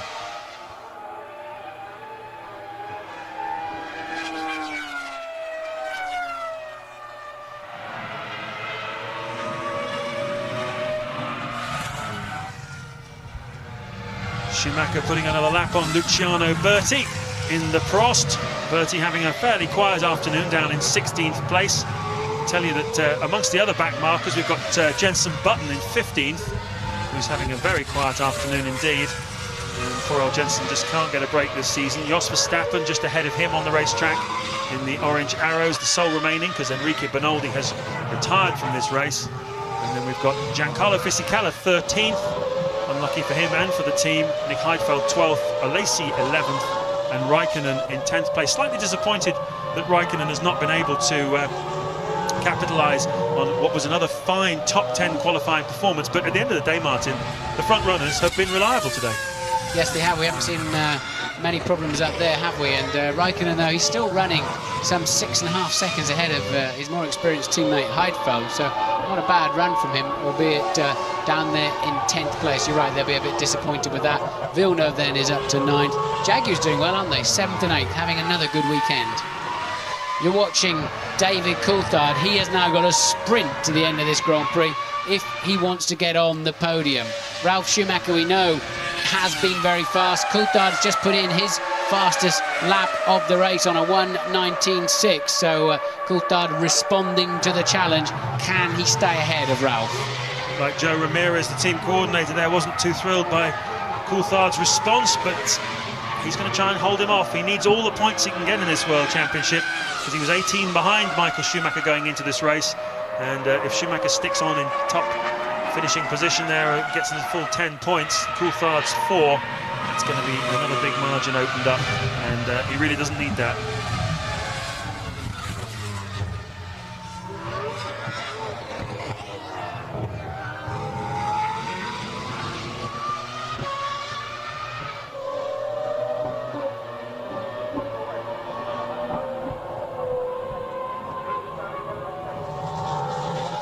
12 laps to go in the European Grand Prix. Nick Heidfeld struggling with the Sauber from the looks of things. Michael Schumacher, though, still leading the race from Juan Montoya in 2nd place. Coulthard 3rd, Ralf Schumacher 4th, chasing him down. Rubens Barrichello 5th, and Mika Häkkinen 6th. And Heidfeld definitely having some problems there, going right off the racing line, and everybody else having to swerve around him. Got a feeling he's got a loose left rear. If you watch Heidfeld's car, I think the car's moving around in the back end. One of, I think it's his left rear wheel is loose, and he's struggling to get that back to the pits. Louise. It's all gone pear-shaped for the Jordan team. Jarno, the first of the drivers to retire. Jarno, what was your problem? I had a clutch problem. Since the beginning of the race, I was struggling a little bit with the clutch, but the car was feeling very good anyway, in balance. So I was pushing and pulling away from the rest of the group behind me. And I was following Häkkinen. I was as quick as him, but unfortunately I couldn't overtake him. After the pit stop, new tires, the car was feeling very good, but still had the problem. I tried to help it not using the traction control, but anyway, after some more laps, the clutch just gave up. You're not having much luck at the moment, are you? You're getting a bit frustrated. Let's say I'm not frustrated because, I mean, somehow yes, because I'm not scoring points. But I'm showing everybody that I'm doing very good performance with the team. We just need some more luck. This year we've been performing very well in qualifying, and most of the, let's say, the last 4 races I was always driving and running for the point, and I had to retire. This is really bad. It's a shame. Well, thank you. So Heidfeld then managed to limp back to the pits. Michael Schumacher appears to have the measure of Montoya. Coulthard trying desperately to respond to Ralf Schumacher's new charge. Ralf Schumacher 11.8 seconds behind him, and that is going to be the fight for the final podium position. Coulthard very much has track position.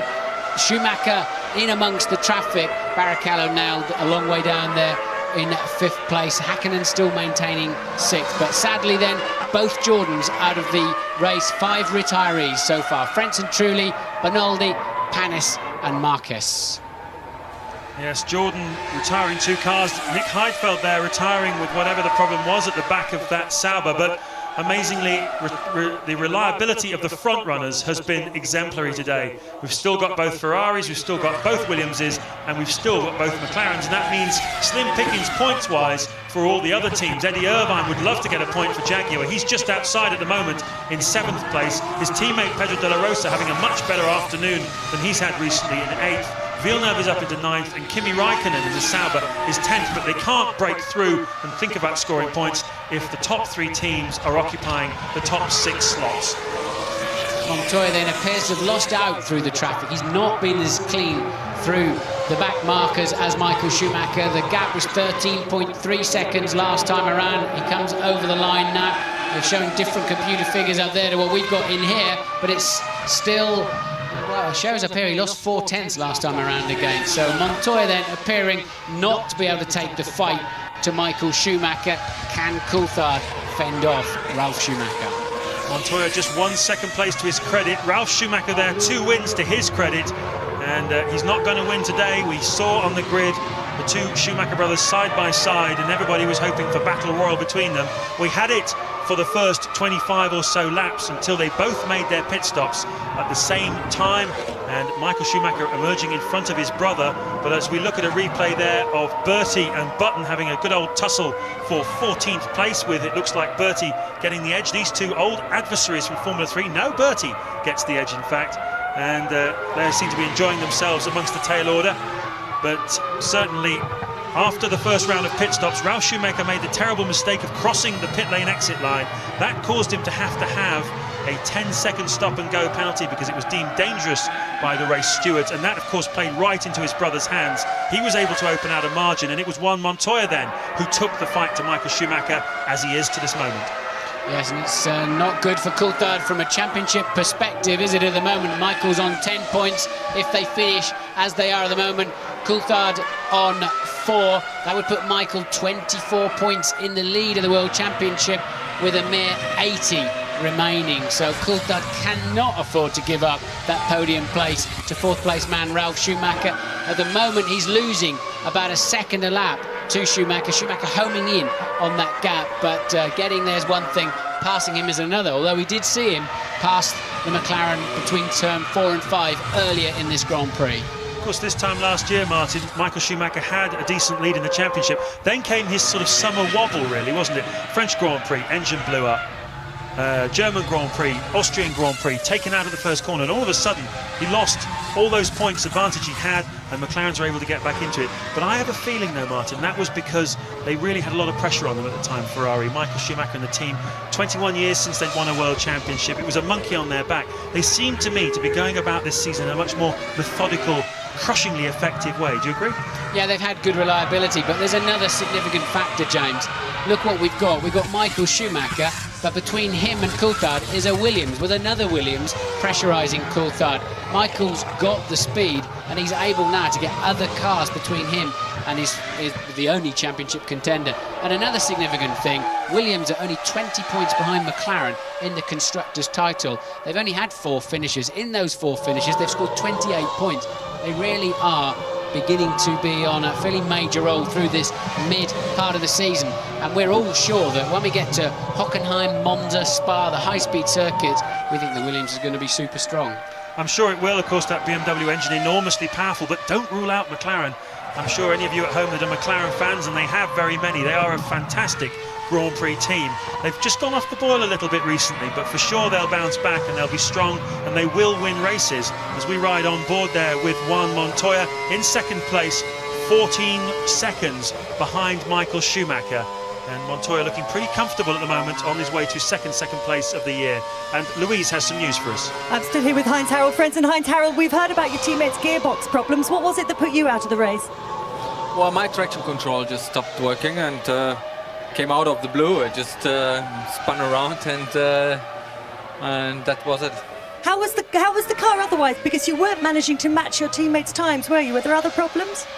Well, it was all right. I had to do an early pit stop because I was stuck behind the Saubers, and I came in and got new tires, went out and tried to be as quick as possible, but all of a sudden I felt something wrong on the rear. And after I stopped the race, I saw that I had some problems on the rear tires. So basically, I was stuck a little bit with the problem in that second stint. But anyway, I couldn't go any further than that. Thanks, Heinz-Harald. Back to you. Yeah, back in the commentary box, of course, while we're hearing about Frentzen's woes of the afternoon, you saw Barrichello barreling into turn 3, getting it completely out of shape, sliding across the grass and miraculously ending up back on the racetrack, pointing in the right direction. He was beginning to make a fairly major charge on Ralf Schumacher, 4th place man, and that has cost him dearly. Häkkinen's too far behind though, 6th place man Häkkinen, too far behind to do anything about it. So Barrichello with a lucky escape. Just before all that, Martin, we were talking about the McLaren team and their problems of late, as we see Jos Verstappen becoming the seventh retirement of the day, the second arrows to pull out of the race. I wonder how much the Adrian Newey story, whether or not he was going to leave the team, go to Jaguar, that whole thing may have destabilised the team a little bit, taken their eye off the ball. Ron Dennis hinted this morning in a press conference that he felt maybe they had perhaps taken their eye off the ball. It's so easy to get distracted, isn't it, when you're so focused like that team is? Well, as Ron said this morning, this is a team sport and you have a momentum, and anything that puts you slightly off your stride has a strong effect when the cars are so competitive and so close between the top three teams as it is now. And I was surprised that Ron this morning openly admitted that that really has slightly put them on their back foot. And this afternoon you can see it, although Coulthard doing a great job to be up there in third place at the moment, but Ralf Schumacher now just 5 seconds behind as we're on board Montoya through the RTL curves and heading up now towards turn 8. He's 13 seconds behind. He's just yo-yoing. He does not appear to have, for whatever reason, the spirit to go and attack Michael Schumacher. Ted, what can you tell us? Well, Martin, I can tell you at McLaren, I'm watching Pat Prix, who's David Coulthard's race engineer. He's slumped back in his seat right next to Ron Dennis. They're watching the times tumble. I reckon, though, he just might be able to hold on to that P3 spot. He's now 5.4 behind Ralph, in front of Ralph rather, but significantly he's got 5 laps left. So if it continues at a second a lap, I think DC might make it, but by just under a second. Yeah, it is looking nip and tuck, but even better than that look, Coulthard's clearly had been able to leap past a few back markers, and there's Coulthard then coming out of the last corner. Look, 2 cars that are squabbling for position as well between himself and Ralph. Maybe you're absolutely right here, Ted. Thankfully, I think I might be wrong. Coulthard is looking like a podium candidate because there's just not enough time for Ralph to make up for that extra stop-and-go penalty. So he'll get 4 points if he finishes on the podium, David Coulthard, and that will be very welcome indeed. Ralf Schumacher will be, well, licking his wounds after this and thinking about crossing that white line, which gave him the stop-and-go penalty and definitely meant that he didn't finish second or maybe even win this race and dropped him down into 4th place. So, Martin, we've had 62 of the 67 laps. Who is your driver of the day? Who's the outstanding performer? No question about it. Michael Schumacher, a brilliant, stunning pole position. That put him in control of the race. He took control of the race then from the beginning. He didn't wilt under pressure. Had a little bit of a rude moment where he tried to stick his brother in the pit wall down to that turn 1. He knew he had to keep track position, and whatever they've thrown at him, despite having a significantly quicker car at certain stages of this race, Michael has been able to withstand that. Michael Schumacher is really winning this race. So Martin Brundle's driver of the day is Michael Schumacher, currently leading this race with 4 laps to go. And the other man whose name I'd throw in the pot would be Eddie Irvine, who's done a fantastic job to keep that Jaguar on the island. And he is in 7th place at the moment, taking the fight to the top 3 teams. And it's great to see Jaguar doing that. Coulthard just pulling a 1:18.8 out of the bag from somewhere, look, and he's still got the 2 back markers between him and Ralph. That podium then looking more secure by the metre. Ralf Schumacher with the 2 back markers between himself, and that's the Sauber and the Prost. Hopefully we'll be able to negotiate them easily. The rule with back markers, of course, is they get waved blue flags and they see them hopefully move out of the way. If they pass through more than 3, I believe, then they get a stop-and-go penalty. So they're all under strict instructions once they're being challenged to get out of the way. But he doesn't seem to be catching them all that quickly, does he? A lot of black smoke coming out of Ralph's car every time he hits the brake pedal now as well, and a lot of dust that is coming. Let's watch him down into here, see if we get the same. Yeah, a lot of black dust. So I wonder if Ralph's beginning to get a bit of a spongy brake pedal in that car, because he's certainly not having anything like the pace he had earlier on. Coulthard then pulling that 1:18.8 out last time around. That's given him this gap, and I think it's all over. Ralph, I don't think, can do anything about it at this stage. So Germany came to the Nurburgring this afternoon, and pretty much the whole of Germany, it feels like. I've never seen so many people here as there are today. It took us an hour and a quarter to do what is normally a 20-minute drive in from our hotel this morning. It was chaos. There was cars everywhere. This is one of the few Grand Prix circuits in the world where the race fans, the campers, can park their motorhomes and their camper vans right next to the racetrack, and they absolutely love it. They turn up in their huge numbers, not only Germans, but Dutch, Italian, French, plenty of Brits here as well. A fantastic festival of motorsport at one of the world's most famous racetracks, the Nurburgring. Been open since 1927, and so much history here. It's worth remembering, Martin, it's the 25th anniversary at the moment this year of Niki Lauda's massive accident on the old Nurburgring circuit, which we no longer use following that accident. And certainly the history here. Michael Schumacher is part of this history. He's won here before for Ferrari, he's won here for Benetton, and he's 3 laps away now from winning again. This will be, if he can make it, his 5th Grand Prix victory of the year, and would put him on a majestic looking 68 points in the World Championship after just 9 races. And he's looked peerless, hasn't he, through the afternoon. There's then his second place man, Montoya. Both Williams sort of not pushing hard at this stage, so I wonder if there's a bit of a gremlin. I wonder if they've realised that they just can't go fast enough to make the difference, and they'll settle happily for what will now have to be second, and I'm sure not so happily 4th place for Ralf Schumacher. And still, look, Ralf now has cleared one of the back markers, and the blue flag situations, it gets quite complex, and I still can't help noticing that there's such a lot of carbon dust flying out of the front wheels of that Williams. But the blue flags work, of course, for all of the front runners, not just the leader of the race, but also if you're 1 lap down lapping somebody who's 2 laps down, you should also get the same service. Doesn't always work out like that, it has to be said, but it is a complex situation then for, look at the glowing of the front discs there for Ralf, and the Williams surely has got some hot brakes. And that then is a Lacey dropping out on the 65th lap of the race. In the Prost, of course, a Lacey, I would imagine that's down at the hairpin, turn 5, can't quite see it at the moment. Probably outbraked himself on the way in. Jean Lacey out of the race. Michael Schumacher, though, is on his final lap. He's backed off. His last lap was a lot slower than that of Juan Montoya. He's not worried anymore about the threat from the Colombian, as we watch again Alesi trying a do-or-die manoeuvre down the inside of Kimi Räikkönen, and that was for 10th place. And Alesi, well, you've got to love a trier, haven't you? Even at this stage of the race and down in 10th place, he's giving it absolutely everything. Poor old Jean. Well, maybe in Magny-Cours, your home circuit in a couple of weeks, you'll have a better day. But you couldn't have a much better day than this man, Michael Schumacher. They're spraying the champagne already in the grandstands. It's going to be his 49th career victory. He's now just 2 behind the all-time record of Alain Prost. What a magnificent racing driver he is as he comes out of the pit curve for the final time. The air horns are sounding, the red, yellow and black flags are flying in the grandstands, and Michael Schumacher coming up towards the Vidal chicane to complete what has been a memorable European Grand Prix for him and for Ferrari. He was on pole position, he had a great fight from his brother for the first 25 laps, but then that challenge faded away. Michael rose to the occasion, and Michael Schumacher wins the European Grand Prix, his 5th victory of the 2001 season. Well done. And he's pleased too, isn't he? And so he should be. That was really a stunning performance.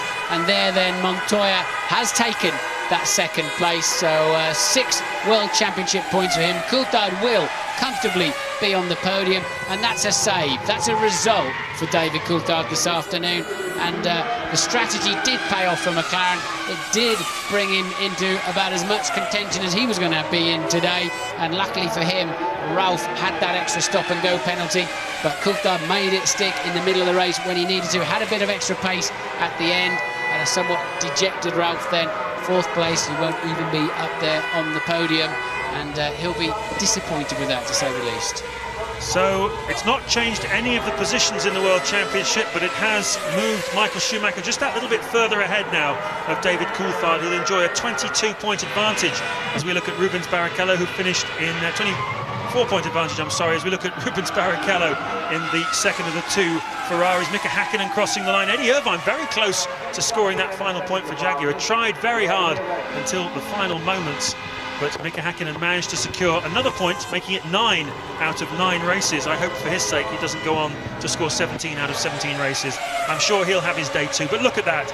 And look at how there are a few more of the BMW Williams flags as well in the crowd now. Ralf Schumacher and Juan Montoya certainly putting that team back on the map. There is a big fan base for them now, and this huge crowd here at the Nurburgring have been entertained very much by the race today. We are not worthy, they say, by the side of the racetrack. And, well, Michael Schumacher certainly enjoying his moment. They are where they should not be, and the circuits pay a very, very heavy fine if fans get onto the racetrack like that, because it is dangerous and it is difficult for everybody. But nonetheless, they're pretty pleased with their day. It'll be a little bit of beer drunk around here tonight, I would imagine, because Michael Schumacher, in the end, dominated this race. It shows that he won by 4.2 seconds, but he was swanning around the last lap. Coulthard third, then Ralf Schumacher fourth, Barrichello, scruffy afternoon in fifth, Hakkinen taking that final point. Irvine and De La Rosa, Jaguar seventh and eighth. Looking down there a bit, Fisichella 11th, Bertie in the Prost 12th, Button then 13th, Alonso. Alesi still classified as a finisher despite that big brave manoeuvre to try to pass Raikkonen for 10th place. And here then are the retirements: Verstappen, Heidfeld, Frentzen, Trulli, Bernoldi, Panis and Marquez.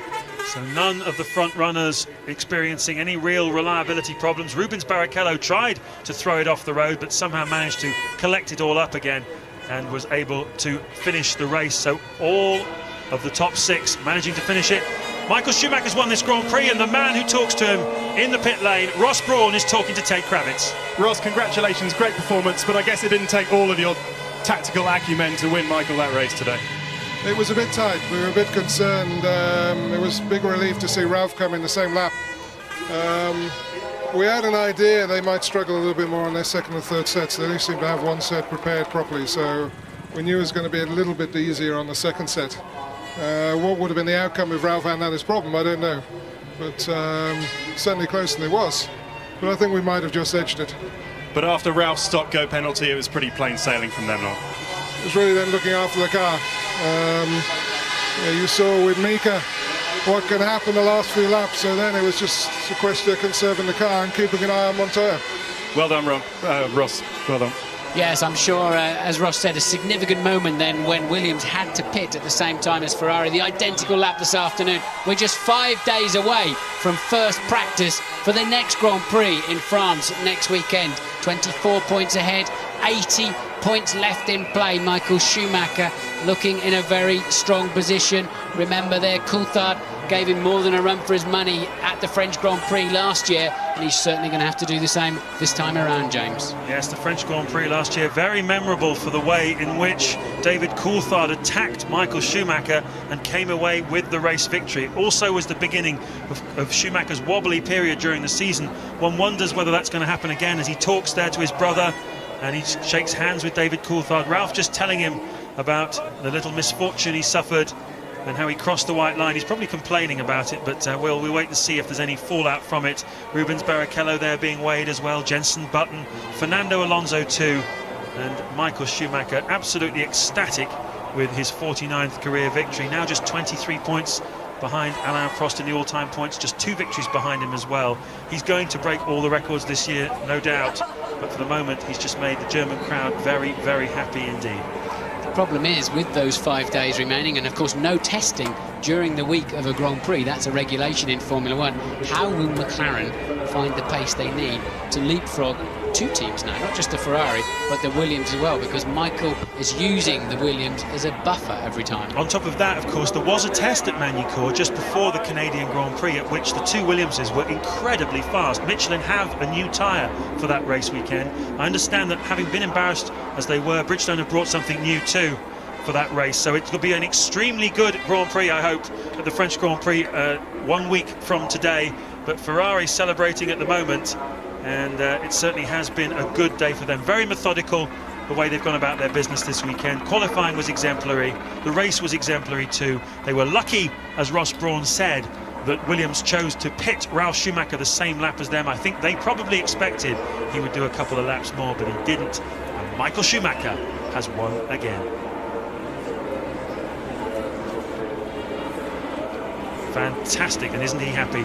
There's Jean Todt, the team principal, a man who can take a lot of the credit, I think, for turning this Ferrari team round since he joined back in 1992. It wasn't really until he got Ross Brawn and Michael Schumacher there in 1996 that he was able to really start ramping things up. And in his period, he has presided over the most successful period in Ferrari's history. There's Balbir Singh, who is the physio, he's the food guru of Michael Schumacher, his spiritual advisor really, goes with him everywhere around the world, goes to all his tests. He doesn't do his physical training, just make sure that Michael is in top condition in terms of what he eats and in the way he feels. And certainly he's played a very big part in the success story of Michael Schumacher. So Michael then has won 9 of the last 13 Grand Prix. That's including, of course, at the end of last year. So Michael Schumacher on an absolutely amazing roll. And how pleased is he? Yes, very, I think, is the answer to that, Martin. And the German national anthem rings out at the Nurburgring.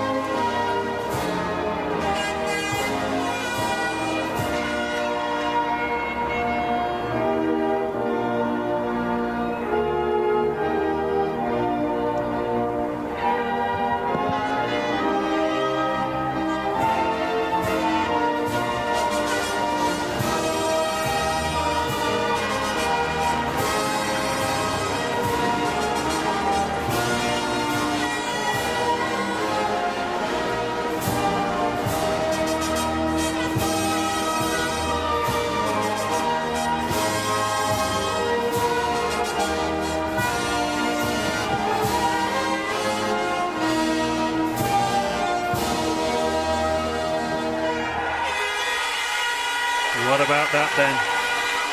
And now the Italian national anthem in honour of the winning constructor Ferrari.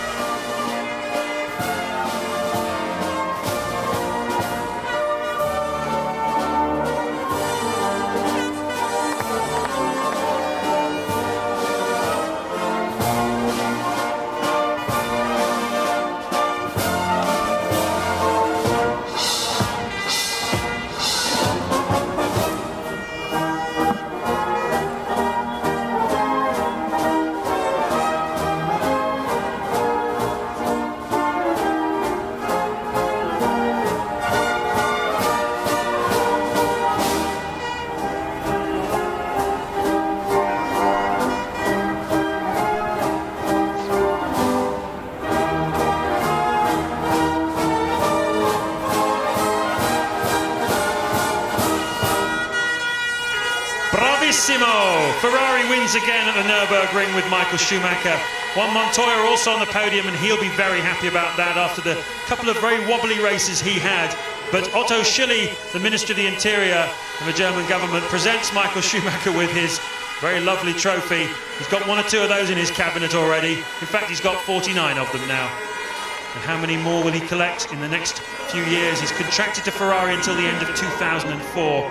And the winning constructor trophy presented by the CEO of the main sponsor here to Nigel Stepney, who was the chief mechanic of the Ferrari team, now moved up into the management, oversees everything to do with the race team. Kurt Beck, the Prime Minister of this area we're in here in Germany, presents Juan Montoya with his trophy, and that will be well received by him. He'll be very happy about that. And David Coulthard did extremely well there to collect 4 points in 3rd place, get the final spot on the podium. Very steady drive from David under very difficult circumstances. McLaren really not at the races here this weekend, and so there'll be some head scratching down in Woking over the next few days as the champagne begins and Michael Schumacher is closing in very much on the all-time records. Martin, it's been a great day. It's been a fascinating race, hasn't it? It's a pity Ralph got that stop and go. It spoiled the race, really, in many respects. Coulthard there pretending he's happy. I'm sure he's not at all happy. It was a solid run for that final podium position. But look at this man. He absolutely is heading towards another World Championship. Can Coulthard stop him?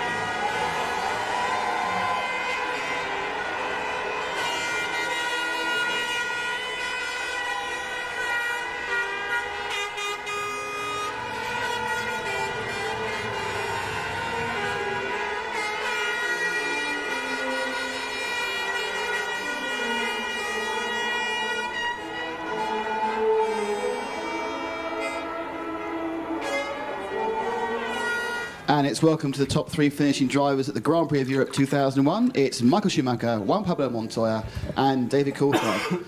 Michael, many, many congratulations. Your 5th win of the season, your 2nd win here at home. You must be absolutely delighted. Yeah, certainly I am. I mean, nothing can happen better than winning your home Grand Prix. We have had a superb weekend. We got pole position, we got the win. We had a nice race again together, Ralph and myself, until the stop and go. So it was quite an entertaining weekend and tough weekend as well, because then in the end Jean Pablo was coming and pushing, and so in this respect we're very delighted to have finished where we are. But in a way, the race almost never started for you. You went out in I think in the T car on a warm-up lap and stopped at the far end of the circuit. What happened? We had a problem in the warm-up. Precaution-wise, we changed some parts, and we just wanted to do an installation lap. And during that installation lap, we failed something, which I don't know what it was, and I had to stop. And it was obviously at the at the worst point, because it was very far away from the pits.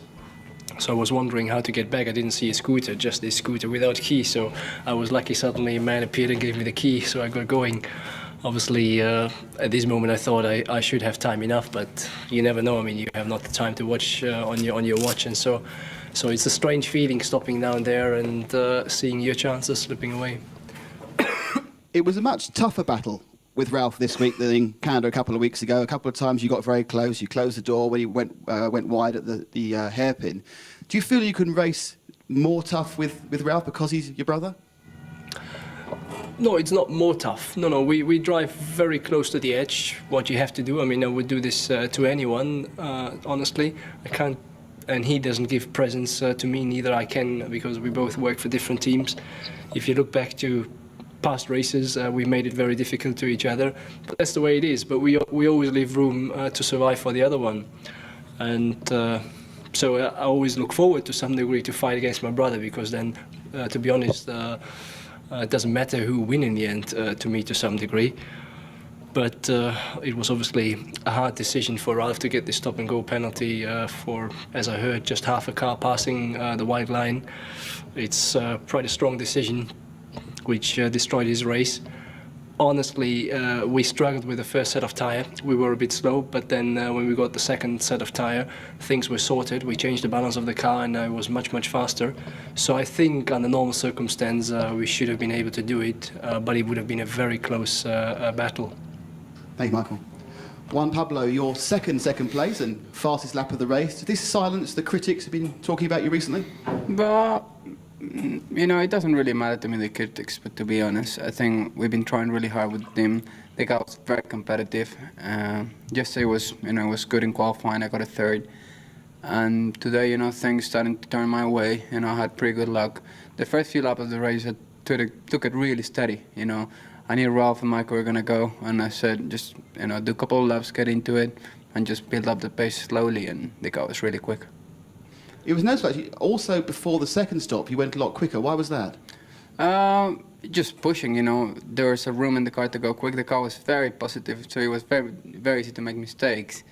But, I got the handle with the car to, drive it really smooth and start making up the time. It was amazing. Thanks, Juan Pablo.